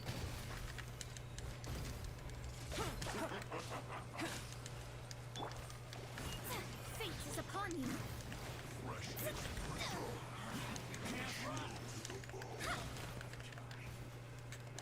Ah, damn it. I should have brought fire characters. That's where this is definitely going in that direction. Show begin. La, la, la, la, la. just because this guy's gonna be a dick here.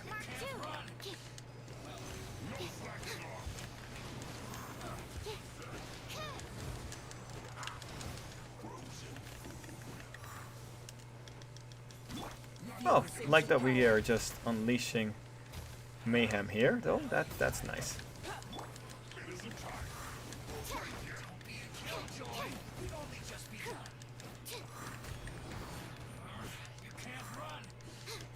Let's see. Did you ever... She got them armpits. Yes. Let's see. Oh, no, I already got Eula. I already got Eula.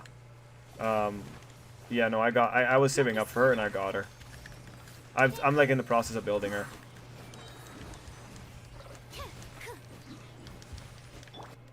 Let's see.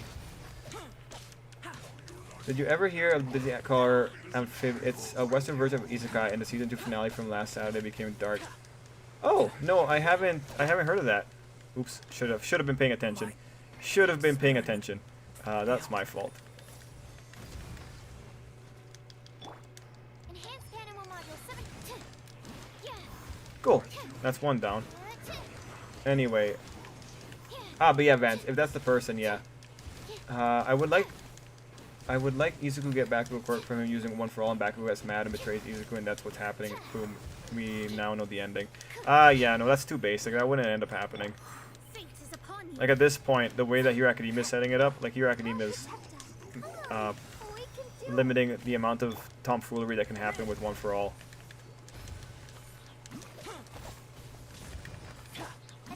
Let's see. Ready to see how Shin and Ko will fight in the next battle in these last 4 episodes of the split season. Shin. Which one is Shin? Animal test 6308. Ready to see how Shin and company. Wait, Random Trainer, which anime are you talking about? Shin. Which one is Shin? I'm drawing a blank. Oh wait, no, I got it. It's 86. There we go. Got it. Sorry, there's so many animes that I have to go through my head just to figure out who we're talking about, because there's just so many. Like right now in my head, I got Neku and Shiki stuck in my head. But yes, I'm actually very excited. I'm so excited. Just thought of what what the next chapter might start with. Flashback of One for All and Nagant combo after you get Airwalk. Nagant brings up how she hadn't even agreed before All for One gave her the quirk. He basically says he knows she can't refuse. He mentions Izuku's ability in some way. And as it transitions back to Izuku catching her, All for One gives her some advice on what he should do should Izuku reach her. Okay, I like the advice on what to do if Izuku reaches her. But if Lady Nagant has to get advice on what to do, even though she is a pro, I'm gonna have to be like, really? Seriously? You needed this guy to tell you how to deal with this situation. Of all people, you needed this guy, right? I would make fun of her a lot. I would make fun of her so much. It wouldn't, yeah, I would have a field day with Nagant had she done that. Just because of how All for One has kind of carried himself in the situation here. Miscalculation. Feel this ancient power. Lady Nagant going to rise her skirt and Izuku gonna get flustered and she's gonna capture him. If she does that, I respect it. Because then that gives like an actual... Like, it would work on Mineta, right? That's the big thing. It would work on Mineta, and if she did it, I would respect her, because that's actually taking advantage of what she knows about her opponent. I think that would be super respectable. I mean, it sucked for Izuku if he got caught out by that, but like Izuku's not very good with girls anyway, so it wouldn't be the worst thing in the world. What if Mineta is a traitor? I mean, well, that'd be pretty funny. Tomura is I'm victims and the world must pay trope. Yes. Yes. Although, like, a good chunk of the villains are kind of like that. They're the victims. A few of them are legitimately victims, but then they go too far. And then, well, in Toga's case, she doesn't realize what she's... Well, she ignores that what she's doing is wrong. I mean, again, Toga's right to be comfortable in her body doesn't exceed someone's right to live.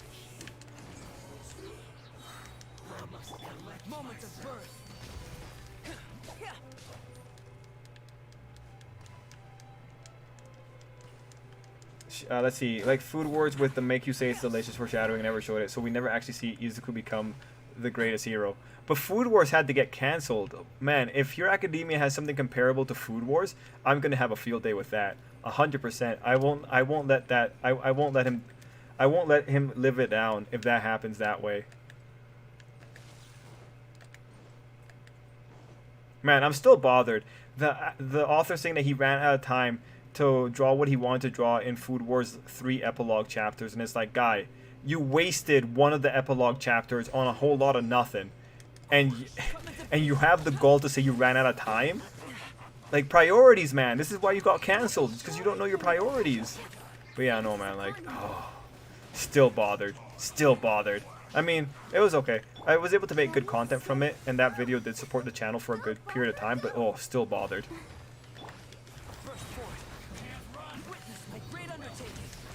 I like the amount of chaos that it unleashes here, legitimately. It's a lot of chaos. I really like it. It's really fun.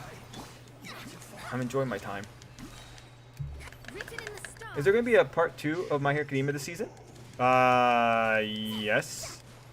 We should be going into Villain Academia, right? Like, we're getting two cores here.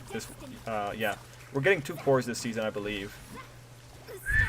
I don't even know how that happened.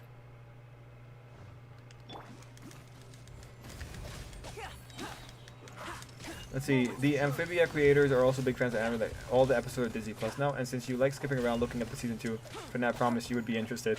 Oh, Ty, you know me so well. Yes, I do like skipping around. Yeah, okay. I haven't heard of it though, so I'll have to look into what it is. I'm interested though. Thanks for also pointing out the whole thing about skipping around. I do wonder if the sensei and Spider will gain the trust of her students after the upcoming events. Honestly, I don't trust her. I didn't trust her from the first time I saw her because she had like that I know more than you kind of energy. Oh, good night, Leela. Sleep well. All right. After I'm done with this level, guys, I'll go check to see if there's any spoilers, but I'm not expecting a lot.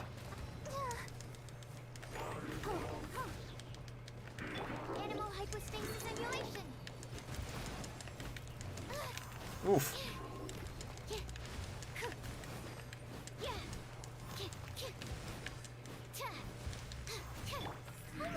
Okay, let's see. Still was nice you made that video about the real ending. I'm sure many wondered what really happened. Ah, yes. I mean, like, from trivia-wise, I always like whenever there's like real endings and all that kind of stuff, because it is legitimately cool trivia, just to hear about the endings. Like, right now I'm still, once I'm done with my next 2 videos, I'm gonna be working on Kimetsu no Yaiba's like extra ending materials, and then like of course talking about Attack on Titan and its extra ending materials. Because I mean the Attack on Titan extra ending materials are like intellectually interesting, to some degree, I think. God, stop these goddamn tornadoes.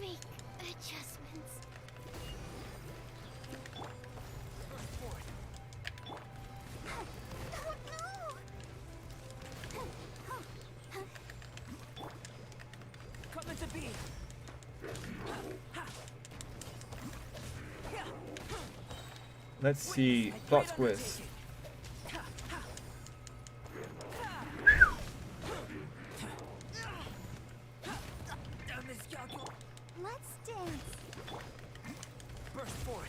Let's see, the plot twist. The skirt is actually a wormhole to some trapping dimension under there, and she can trap Izuku in there. That'd be scary, man. That'd be super scary, guy.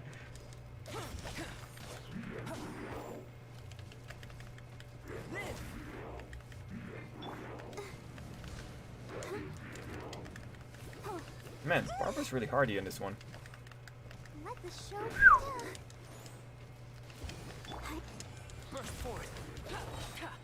Oh, hey Tiandre. The event made me want to get Albedo. Yeah, no, like he actually, in terms of like showing off the characters, this was really cool. Like it definitely made me a lot more interested in the character. Just cause like also like for this round, he's just unleashing his ultimate every time. Like holy crap. I think I should have picked Beto for this though.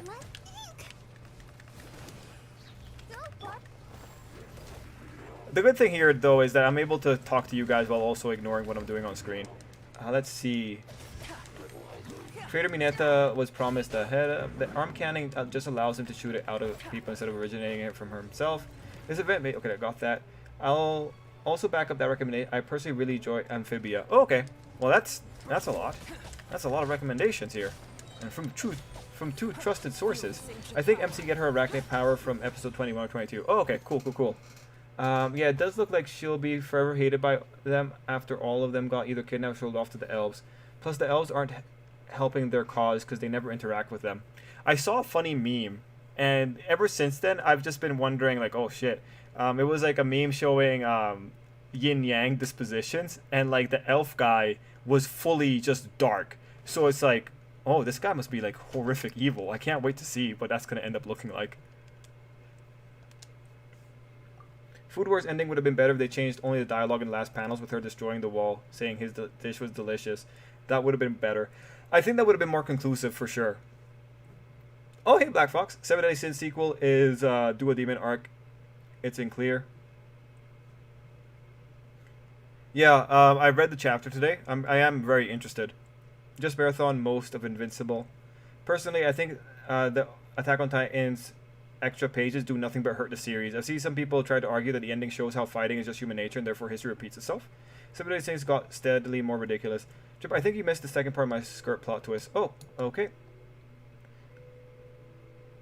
Oh, yeah, I did. The skirt is actually a wormhole to another dimension, and that's how they reveal the second quirk.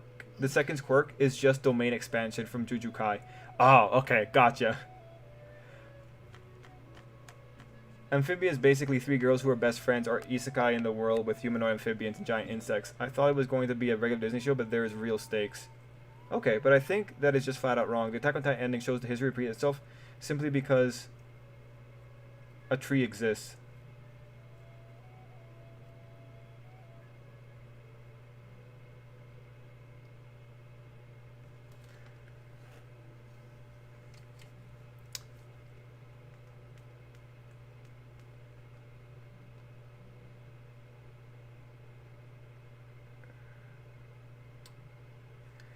Like, for me, how would you feel Avatar the Airbender do an adult version? I mean, you had an adult version. Like, that's fine. That wouldn't be that bad. I know spoilers for Spot, and but I won't say anything. Appreciated.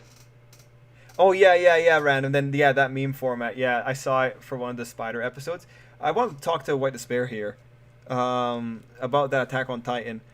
Like, for me, honestly, so first off, I'm going to say I agree with you that the history repeats itself is because the tree still exists. Like, because the Titans were, like, at this point are not fully destroyed, or whatever causes the Titans isn't dead. It was able to grow out of Eren, which is also really interesting. Like, in my opinion, if Eren was able to become a seed for the tree again, that means that something of the hallucinogenia was left over in Eren. So the power should never have disappeared in the first place, I think, logically. Unless you, like, if you're going to start playing around with this kind of powers, I would expect you to at least explain it to me. Like, if you're going to have Mikasa having time to talk to Ymir at the end, have someone theorize on the nature of Attack on Titan powers. Don't just leave it like this, because this makes things a lot loose. But it's like loose magic, whatever.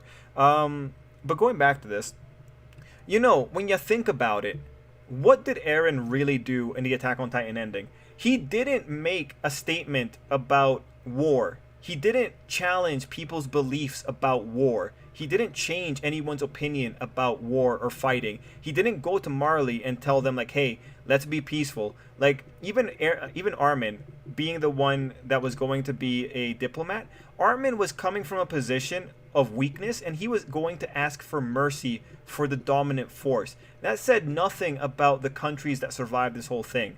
So, like, when you think about it, there's no, like, Eren isn't a messiah. He isn't a man that made a giant move, like, let's say, Lelouch from Code Geass, or a giant gambit to try and make the world a better place. Eren wasn't trying to make the world a better place. He was trying to guarantee his friend's safety.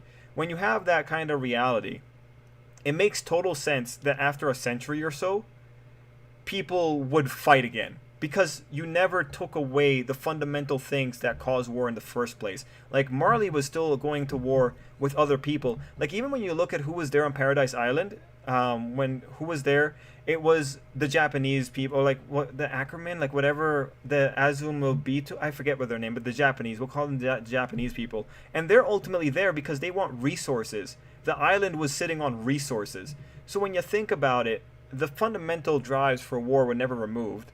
So this isn't even an issue of human history repeating itself. This is just a natural consequence of where you left things off. All Eren did, and even he says it, all he did was delay the other places from being able to take out Paradise. Like, his gambit revolved entirely around giving his home the chance to be a dominant power in the world stage. That's all he did.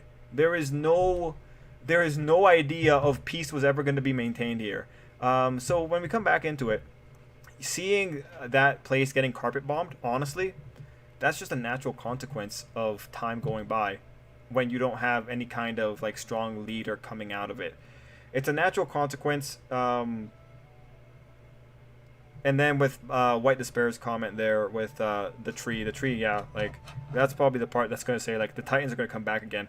That said, the Titans really shouldn't be able to win in the current world, because the place that, unless everything got wiped out by a nuke, the Titans wouldn't be able to win because they're able to carpet bomb. Like, the Titans coming back at this point in time, like Paradise Island should legitimately just be a place that no one goes into anymore, and it just has like a few maybe nomad tribes running around.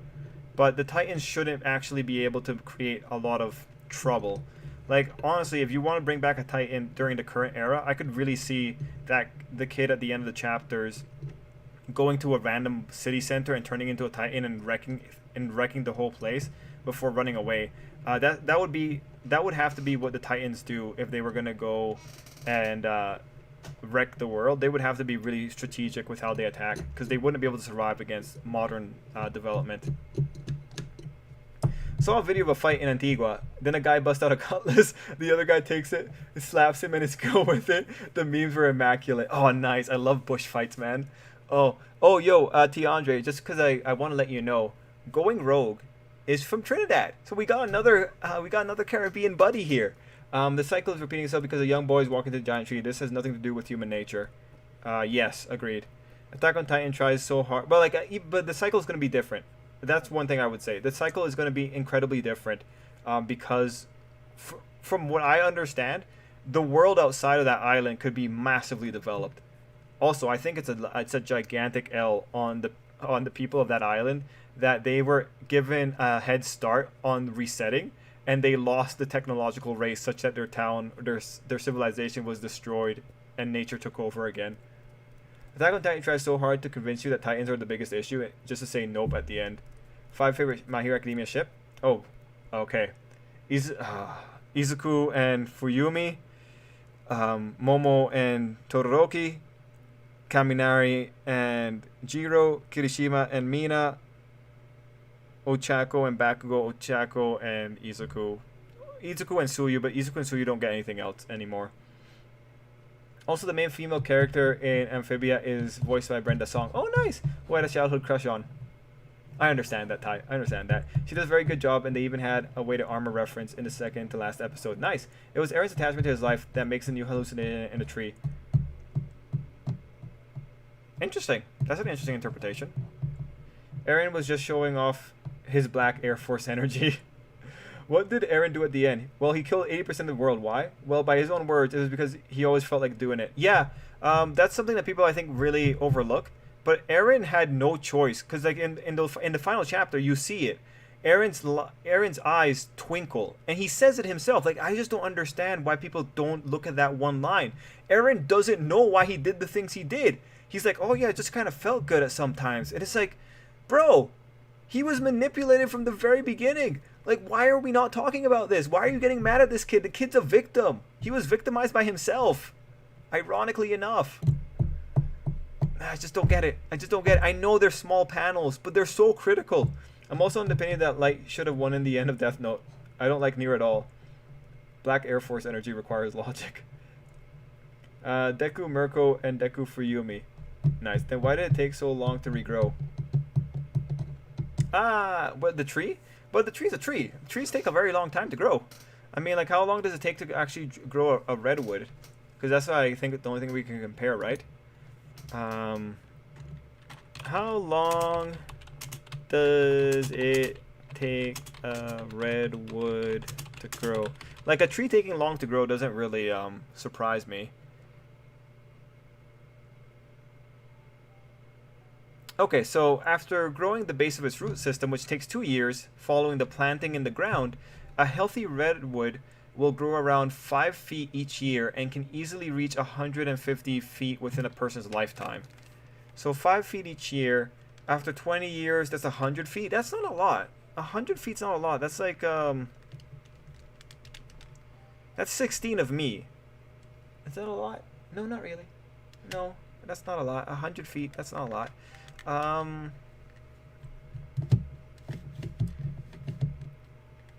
Yeah, I could see that tree taking a long time to grow.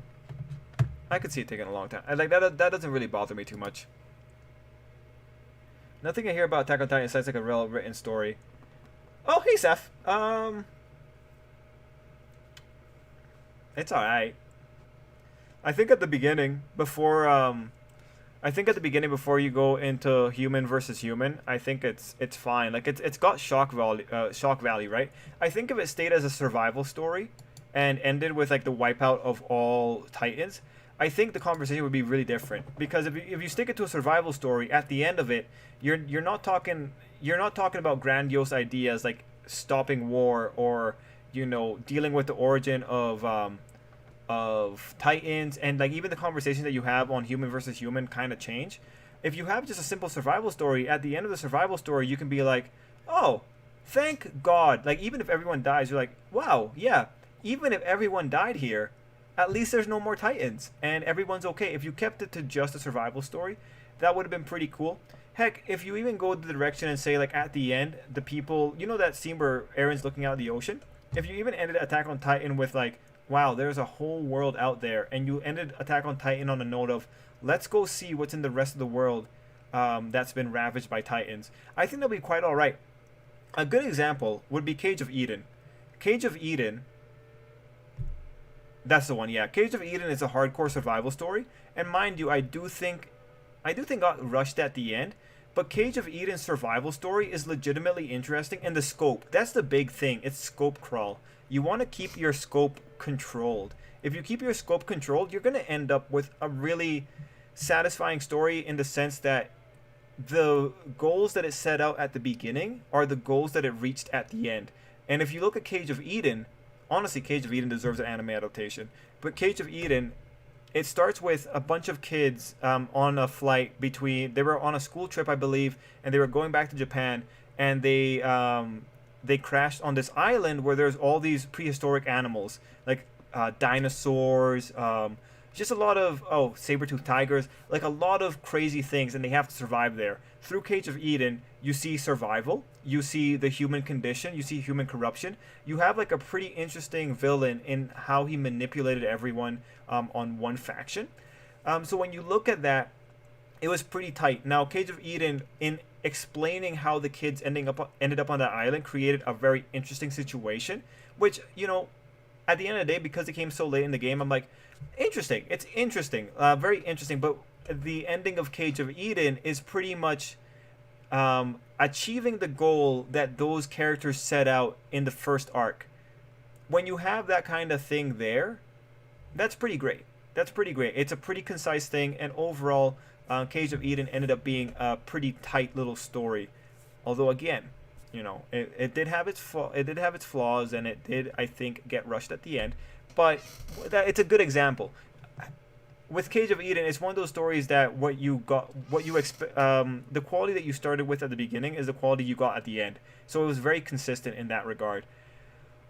Attack on Titan does not have that, because Attack on Titan tried to do many different things with all the different conspiracies that came through, and at some point, people are going to get disappointed.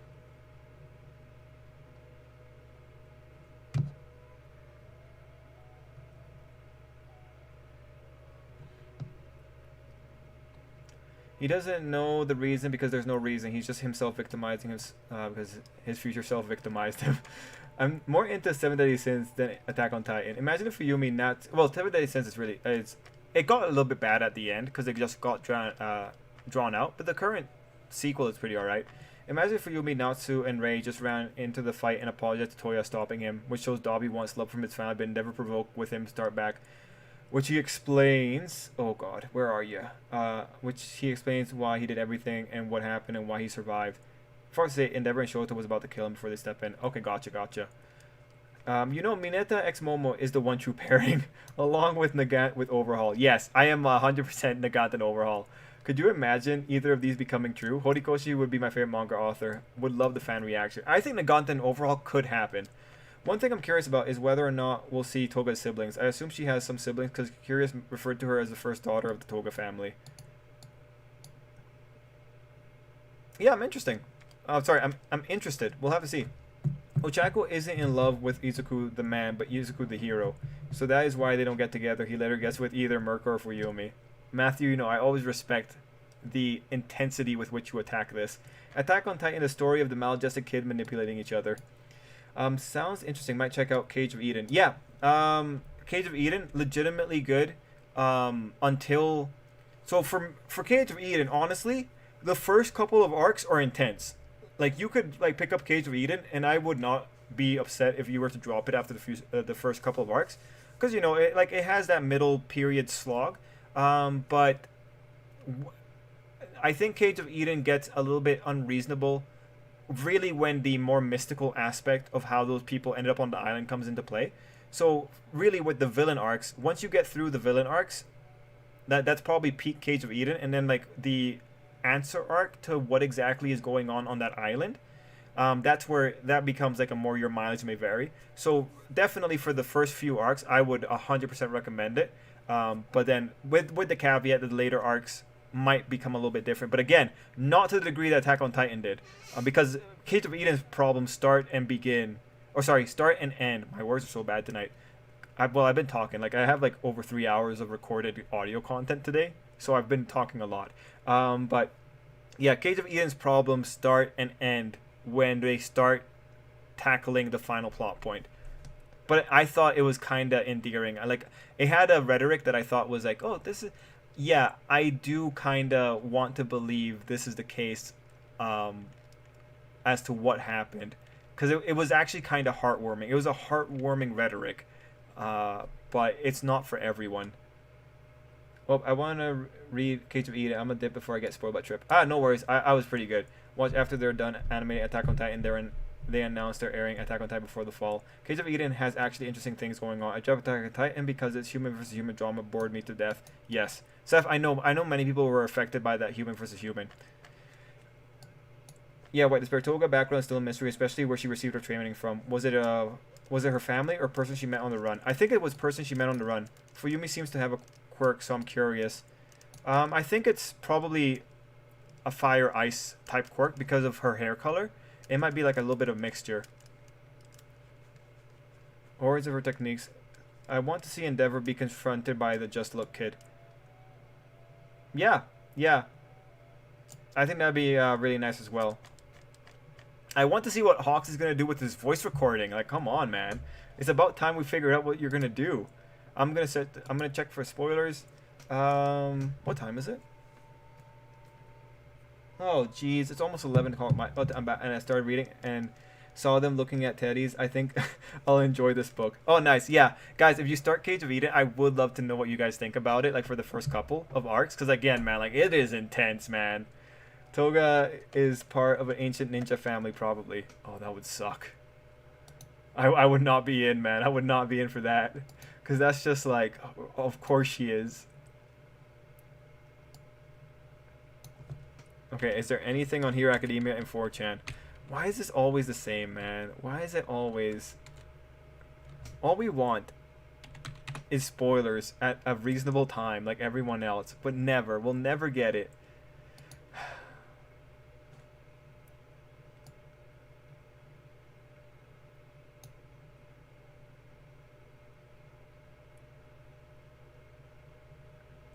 Let's see.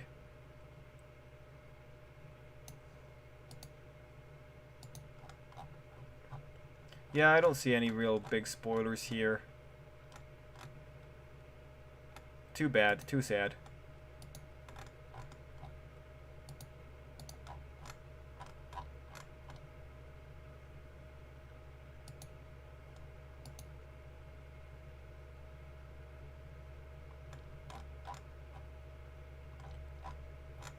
Yeah, no spoilers on 4chan that I can see easily.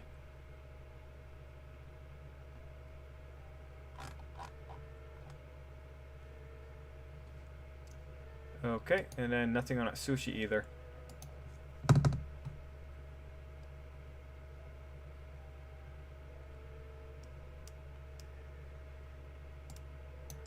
She idolizes Izuku the way idolizes Izuku the way Izuku did All Might as a kid. So if Horikoshi wants to write himself out of that, he has planted the seeds to do so. The Chopper and Queen fight looks like it's coming, and Kaido finally caught Momo, which is interesting. I'm actually really surprised that we're actually getting Chopper and Queen. Even like any kind of version of that is interesting. But when you have them talking about like the Rumble Balls being extended, yeah, I am interested 100%. I would love to see more bitch slaps from Chopper. I dropped Attack on Titan. Everyone always says it's really good. Would you say it's worth the read knowing how it ended? Yeah, with caveats. I mean, like, do I regret spending time on Attack on Titan? Not really. But you guys have to like also appreciate. I read a lot of low tier stuff. Like I read a lot of junk, or like a lot of like guilty pleasure type reading. I've read a lot of stuff, and with manga, I don't think I can ever be in a situation where I can say I regret spending 5 minutes reading that. Because a lot of times I would read manga before going to school, and that it's gonna be dead time otherwise. Like it's pretty much manga takes up my waiting time. Whenever I'm waiting is where I'm doing manga, right? And then I'm also incentivized to read manga because of the channel and all that. But the ending itself, I don't think makes me feel bad about it. Like the ending just makes me think like, okay, that was an ending, and it just makes me think, okay, this is another like example for, a series that was too big for its ending. And the reality is, before we get into the final arc of Let's Chase After Eren, there were some moments which were legitimately so cool to see them getting fulfilled. And this is really before we go into the let's go follow Eren into the ocean type. The last little bit of the arc there. But yeah, I didn't care that much for the human versus human. I don't think the human versus human, like Cage of Eden, has a more compelling human versus human plot. The one for Attack on Titan wasn't all that interesting, like in the grand scheme of things. Like the Cage of Eden human versus human plot is just full on human psychology and an actual observance of human psychology and people talking about human psychology. Like it's a much better statement on the human condition than Attack on Titan. Attack on Titan, like beyond the human versus human plot, like yeah, it still has a lot of like highlights. The ending isn't really a highlight for me. I like talking about it because it's worth talking about it because it goes into like cautionary tales. But yeah, I feel like it really depends. It really depends on the person. If you're willing to go through the human versus human drama, I think Attack on Titan is probably one of the series that would have been better reading monthly, because I feel like if you try to read Attack on Titan all in one go, I really do feel like the human versus human drama is going to slow you down.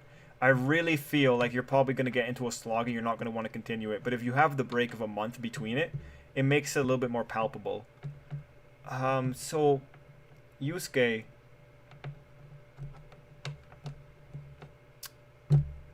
You know what? Maybe like even watching up to the first season, maybe even watching up to what the second season did and just ending it there, because I think the first season is probably like the best part. The second season probably as well. If you were to watch those two, it'd be like, yeah, great. And then that's where like the problems really start picking up, or like where people start dropping it.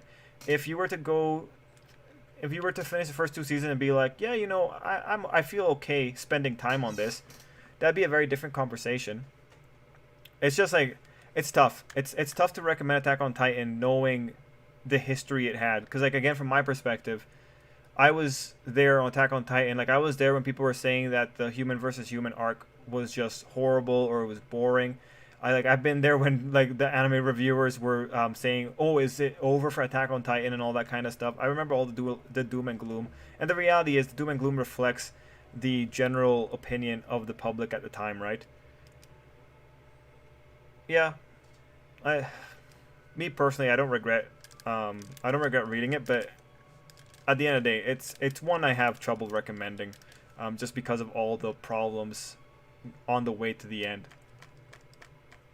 Like, really think about it. The fact that I have to take such a long time to explain myself kind of says a lot about it.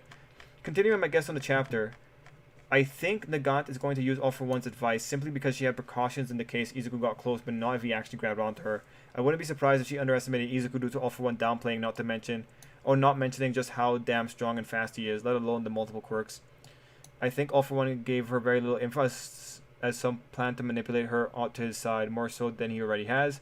All For One might be expecting her to fail, but manage to get away, so she has some animosity towards Izuku.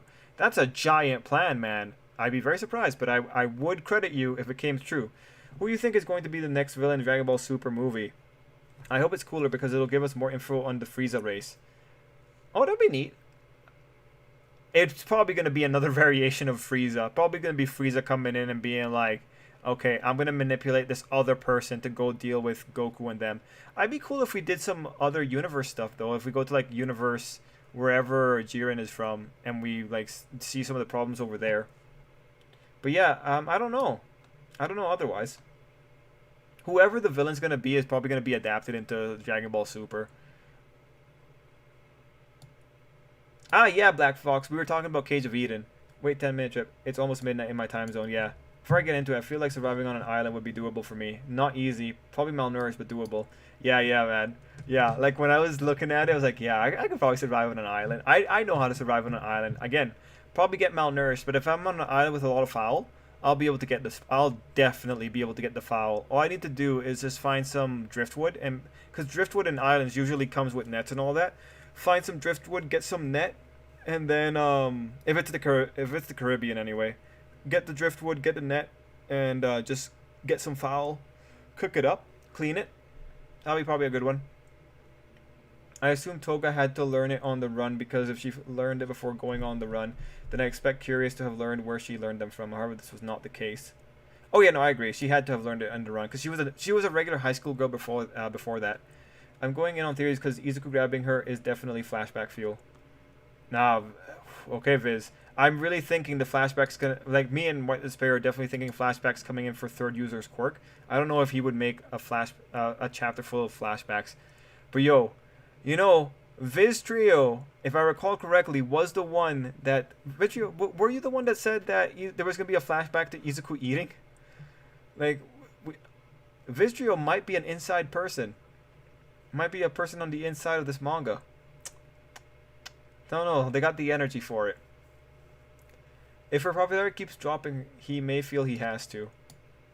I'm curious on Queen's glove since he didn't have it during the Odin flashback and during the prison dance scene. Oh. Well, yeah, now I'm curious too.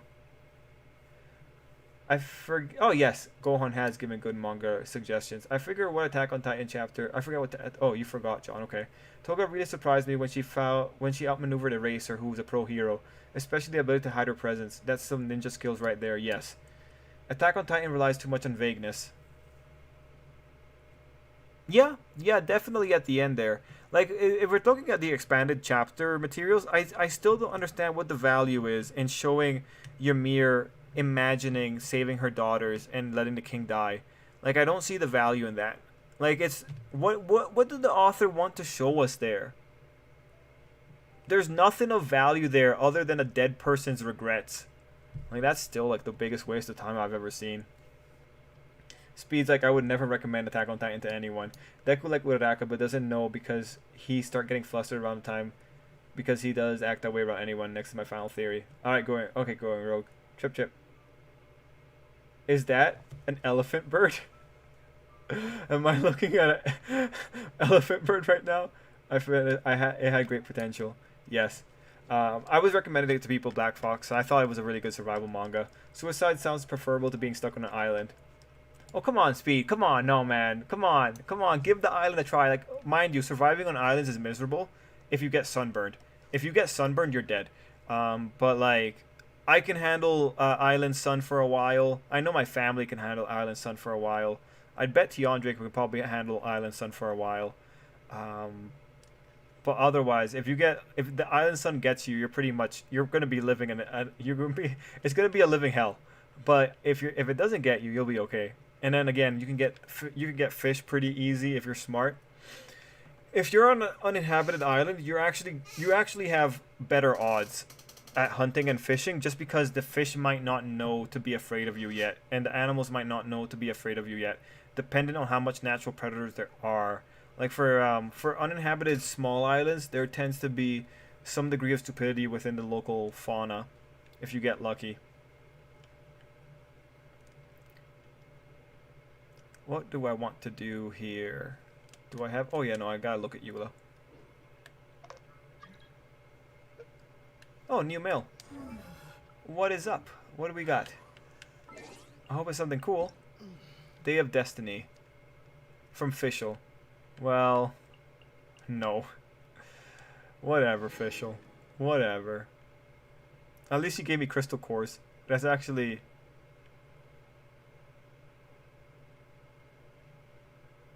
worthwhile. Sorry, I was reading some of her ramblings. There we go. Tiandre said, oh yeah, that was me. Yeah, Vistrio. Okay, good. That was Vistrio. Yeah, Vistrio might be an inside guy. I get most of my nutrients from fish if possible. Get some fat and protein plus omega-3 for my thick muscle. Oh, for your think muscle. I thought you said... Okay, I misread it. Sorry, man. Yeah, the fat would be a problem. I'm trying to think, because like chicken is pretty lean. Like island fowl is pretty lean. For fat, I guess it would have to be fish. I'd eat coconut. Like that'd be the easiest thing to go get. It'd be the coconut. Maybe get some crab too. Like crab is much easier to catch if you're in the right season. So probably grab some crab. Probably have to. I don't know how to cook crab though, so I'd have to learn before I do this challenge. Yeah, I'd be trying to get like birds. That'd be my go-to thing. And like if I'm lucky, there's bananas on that island. But you can never really know. Oh, good night, Matthew Dick. Coconuts for the win, food, water, and tools all in one for the win. Yes, I feel Deku gives the more than one letter to everyone. Apologize and idea on their quirk. Oh, okay. You're very kind to Izuku, man. I remember liking Darling in the Franxx until like halfway into the show. Almost turned me off of Japanese mecha anime.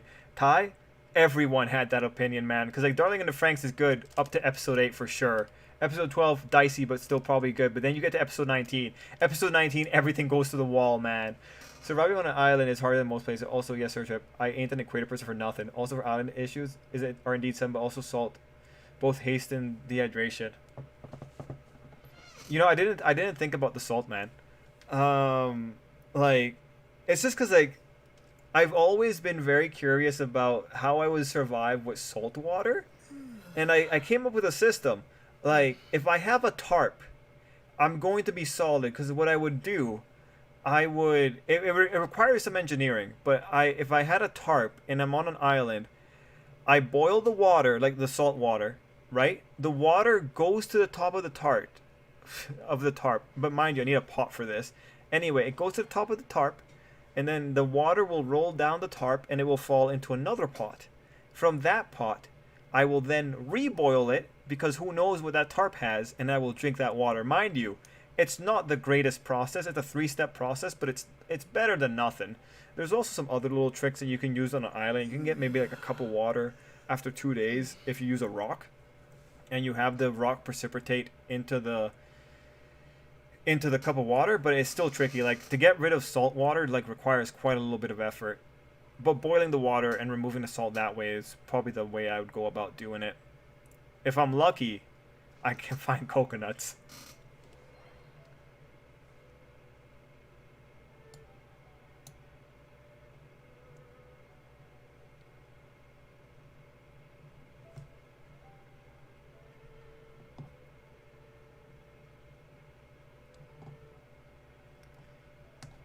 Oh, check the spoilers. Oh, man. I think I just reloaded them, but I don't see anything here in it, man. Damn it, Asushi. You always do this to us.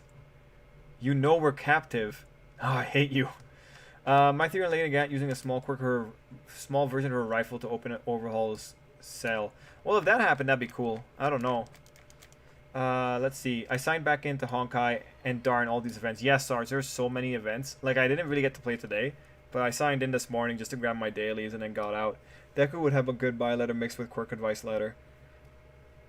I can't speak for Darling and Friends, maybe because I only know about the ending, but I'm a fan of Gundam, but some can be a downer in parts, yes. Was working on Honkai earlier today. Now I'm remembering how delicious crab is. Okay, let's see. Yeah, Gohan. So Gohan and I have joined up on the same armada now. We are now a team. But yeah, Gohan, like the armada has a bunch of stuff that you can do. So if you go in armada, Gohan, there's something called Sim Battle.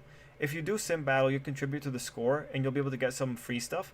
So remember to do the Sim Battles. On Sim Battle, Gohan, you get to use trial characters, so you don't have to worry about using your own characters. You get to use the strongest ones that they're giving you.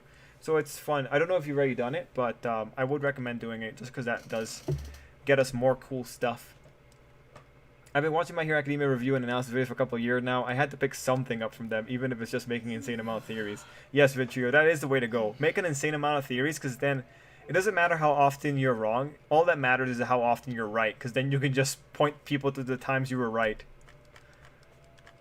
Although for me, like, I can remember a bunch of mine that have been wrong.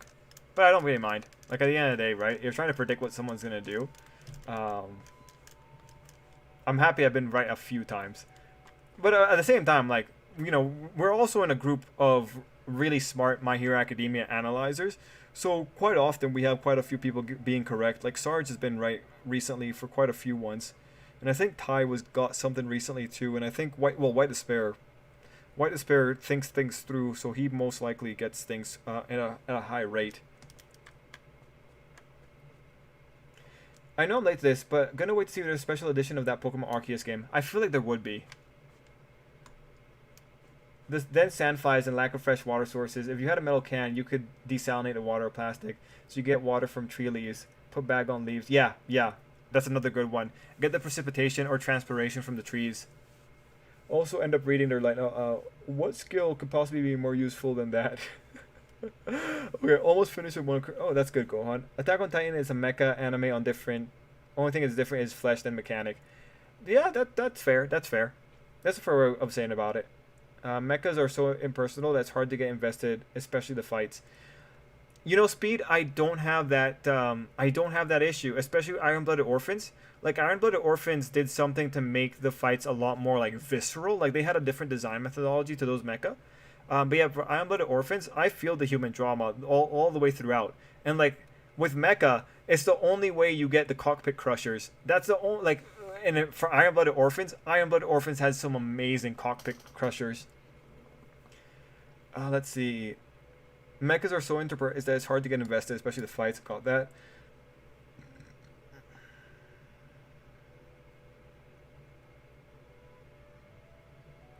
At going rogue. Never thought about it that way, but you got a point. White Despair said, too many coconuts will cause... yeah, diarrhea, man. Yeah, well, like, a lot of fruit will. Yeah, I have to hope I get, like, the right water source. Depends on what island you on, faces your best guess. Yeah. Kaiju or just rogue mecha? So when are the spoilers coming? Chris, I don't think they're coming like while I'm here. This guy hasn't uploaded, and there's nothing on 4chan. I think 4chan's given up too. Like, it's really sad and depressing when 4chan's given up, but that's where we're at. Yeah, that's basically a desalination trip. And if you survive long enough, you won't have to actively hunt, as you could make a net and make a tide trap. Yeah. Like, if there's coconut trees, I can definitely make a net out of those because I know how to use the leaves for that. Like, it wouldn't last long, but it would be something. If there's thatch, that'd be good too. But I don't know if there's gonna be thatch palm on the. I mean, well, it depends. A lot of Caribbean islands have the thatch palm on them. Could probably make it.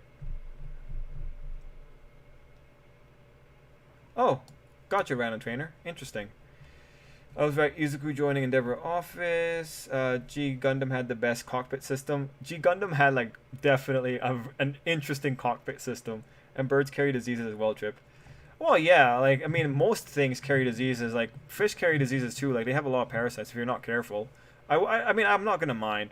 Like, If I char the bird, I'm pretty sure I charred whatever disease it has. I'll take my chances on the bird, but I will try to cook it a lot. Spoilers are probably gonna come out the moment it's females. The universe just wants to mess with us. Guy, no, that sucks.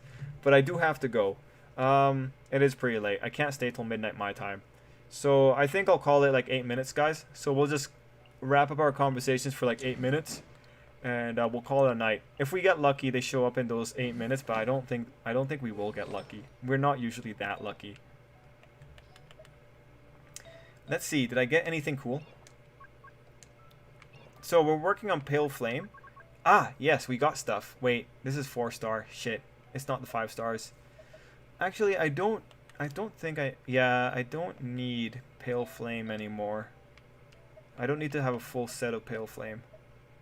Yeah, no, I got all my stuff. So I guess I can just get whatever for this one.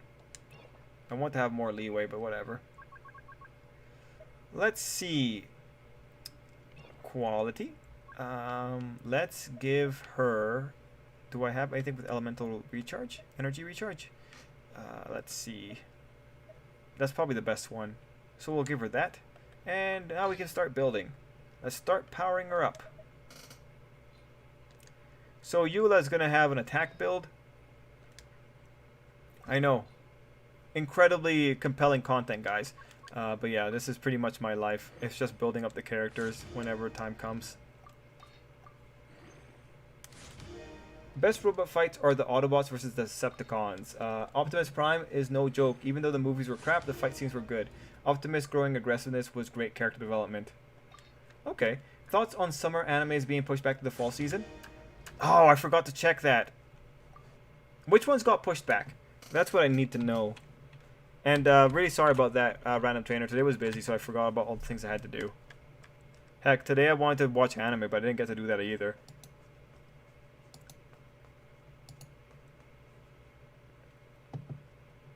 I'm loading up Annie chart to see if I can spot any here, Random Trainer. But, like, Slime is still coming through. Realist is still coming through. That's good. Like, Realist's first 4 episodes are probably going to be really, really good. Like, the ones I care about are still here from what I can see. Higurashi is still coming through. That one with the girl with the boobs is still coming through. Sorry. All of them have girls with boobs. Apologies. I realized how stupid I sounded after I said that.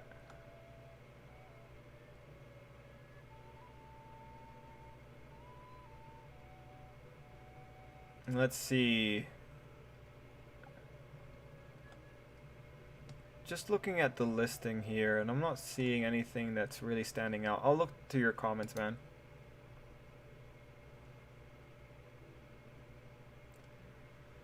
Okay, the man made a whole account just to do the same thing like his main account. Don't forget to have a counter for how many times Eula says vengeance. Ah, yes, that girl says vengeance a lot. Even though it makes no sense. But that's what you gotta do when you have gacha characters. You need to give them a gimmick. Don't forget to... Okay, let's see. If you peel back the bark of a green somewhat fibrous tree and peel the white inner side on long strips, you can use that to make some form of twine. I did it once and it was oddly enjoyable, to be honest. Oh, okay. You could start with hitting to stone to make a knife and cut a stick to make a... Cut a spear to make a... Sorry, cut a stick to make a spear. Yes. We will get lucky, Trip. You just have to believe. Ty, 5 minutes. I can't believe anymore, man. My heart's dried up, man.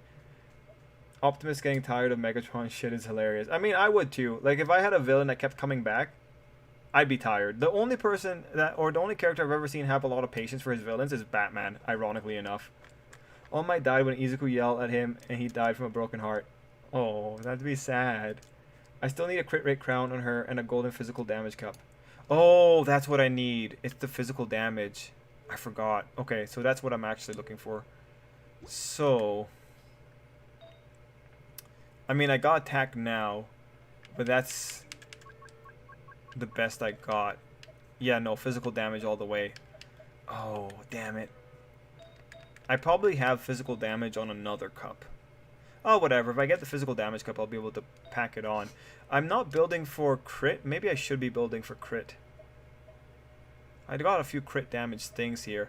I was building more for energy recharge, but I think, you know what, I'll probably build, once I have the energy recharge set, maybe I'll build a crit damage set. It's just because, like, for my spiral runs, I tend to do more energy recharge shenanigans. Do I have anything with crit? Oh no, the flower has crit damage bonus.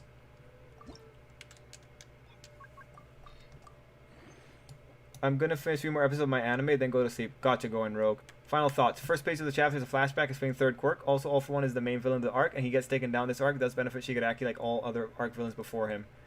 Regarding the Gaunt handling Airwalk so well, I think it's because it was given through All For One, while normals were done through implanting, and All For One covers for any complication during transfer that Garaki can't. I would agree with that. I feel like All For One passing it over, he is able to give them the quirk in a way that makes them able to use it easily. If my Vin Academia gets pushed back, I might lose it. Still, oh hey Matthew. Yeah, no, I'm almost gone, Matthew, but there's no spoilers. I bet no flashback, passive explanation while fight continues, with chapter ending with All Might moving toward Deku. God. Yeah, you need physical damage, Goblet. Oh, thanks, Seth. Jobless reincarnation, assassin reincarnation, banished from Hero's Party, pushed. Oh, okay. Jobless was pushed back. Well, I'm sad. I'm sad. That's sad. Since she's a main DPS, you need a Cryo Battery like the owner Kaya to keep her ultimate up more often. An official site called Digimon Game Portal listed Digimon Survival's 2021 game. Not really, but I'm glad there's something about the game from Namco. Okay. I think I read the Banished from the Heroes Party manga as well, because I think Random recommended it, and I think I looked at it. Yeah, she's a main DPS, Cryo Battery like Diona or Kaya to keep her ultimate up more often. Yeah. I agree with that. And that's why I was like going in for the energy recharge just to help it along. I mean, like, I'll see when I get to the Spiral Abyss compositions. That's when I'll know for sure what exactly I want to optimize her for. But for right now, I'm just gonna do the attack sets, because like at the end of the day, even if I have a lot of artifacts fodder to go through, so I'm sure I'll have enough to make the other sets, and it'll give me something to do. But thank you guys for your information. I will be looking for that physical damage set, and also like maybe, ideally, I'll get a 5-star.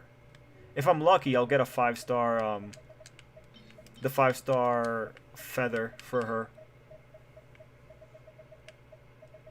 One of my teams right now in Spiral Abyss is just flat out shoot everyone's ultimate all the time, and it's been pretty funny. It got me pretty far, but I'm on Spiral 11, and Spiral 11 is just taking a little bit with that strategy, so I might have to switch it up. I'm not sure if I can take a Spiral 12 yet. Spiral 12 is a little bit challenging for me. My final thoughts. Oh wait, let's see. Anyone going to watch the anime with the Skeleton MC? No, it's not Overlord. I'm probably gonna watch it. My final thoughts. No flashback on the third quirk. I just think it won't happen this chapter. Lena gets the upper hand on Izuku, but 2 quirk backlash disables her. Overhaul then remembers Izuku's face. Let's see. I'm also waiting for basically for season 2 of Made of Abyss. Okay, so my prediction. Okay, so let me think about my prediction here. My prediction. Oh, hey Terry. What time is it? Yeah. Okay, so we're pretty much ending here. My prediction to end off the stream. I think third user quirk flashback, quick flashback, just explaining what the quirk is.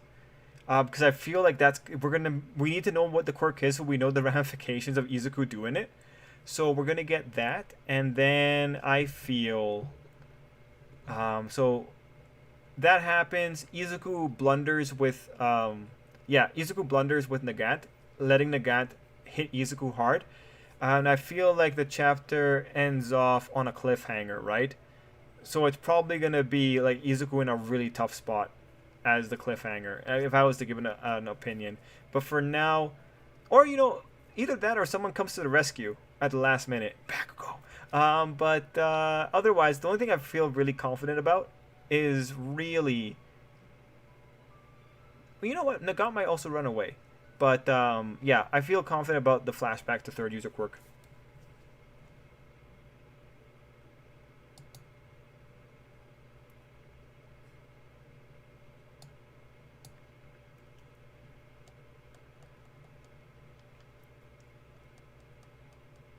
Okay, the double 2-piece physical and physical goblet. will get over 100% increased physical damage. I already hate the MC for Cage of Eden. Don't say stuff like that. We need to hurry and find everyone. Aid will come. Oh god, come on, man! Like they just touched down. I think being hopeful at the beginning of a disaster is normal. Come on, you're gonna enjoy it. You're gonna enjoy it. If that's what's bothering you right now, you're gonna enjoy it later on. I bet Airwalk is slowly killing Lady again. Oh, definitely. Think of people in front of you and get real. I mean, that's gonna be part of it. Hey, Trip, thanks for mentioning me in the still ship it video. Yeah, Terry, I was thinking of you for sure, man. I was thinking of you 100%. All right.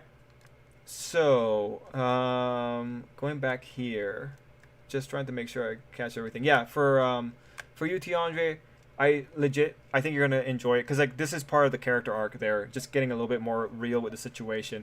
Random Season 2 of Made in Abyss is really dark. If it's going to be based on the chapters I think it is, it's going to be based on those chapters, Vance. I think Deku and Agat somehow draw. Regardless, I'm sure anything can work here, to be honest. Yeah, that's the thing, Seth. I agree. Anything can work here. And I think we all, to some degree, acknowledge that. We're pretty open-ended on which direction this could go.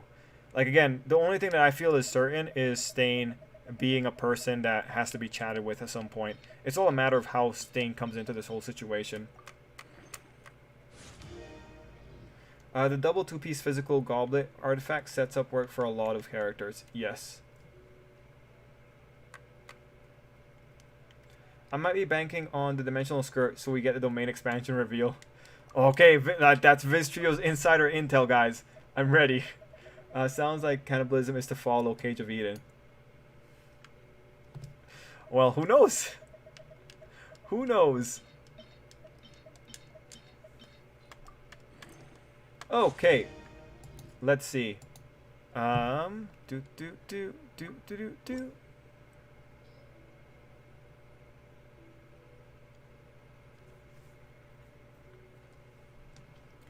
Okay, guys, I'm gonna do the last refresh, but after that, we're calling it a night. So I will start saying the good nights here because I don't see anything on the refresh.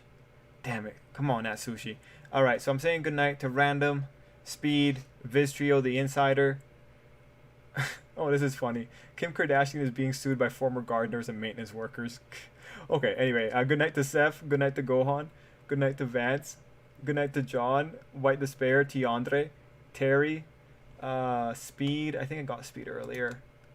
Random Trainer, Ty, Animamus, Sarge, Matt, Going Rogue. Yeah, guys. Thanks for being here.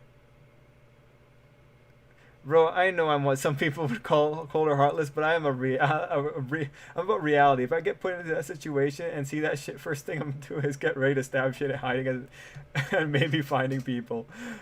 Yeah. No, I feel ya, man. I feel ya. Like, I think you'd survive. But yeah, oh, and my Asia account is up to AR45, so I have North America at 55 and Europe at 55 as well. Okay, cool. If there's a surprise guest in the chapter, I hope it's Toga, and it might be revealed later that she was Toga's teacher while Nagant was a criminal and taught her how to survive with her twisted justice. Okay. Do you think before the war arc that 1A could have a Uber school brawl like Cobra Kai Season 2? I mean, that would have been interesting if they did. We need to do some Honkai stuff. Yeah, man. I'm looking forward to the mecha battle in the last 4 episodes of this part of 86. Yeah. All right, cool, guys. Thanks all for being here. Stay safe. And till next time, good night to everyone. And yeah, ending the stream in 5, 4, 3, 2, 1. Till next time, everybody.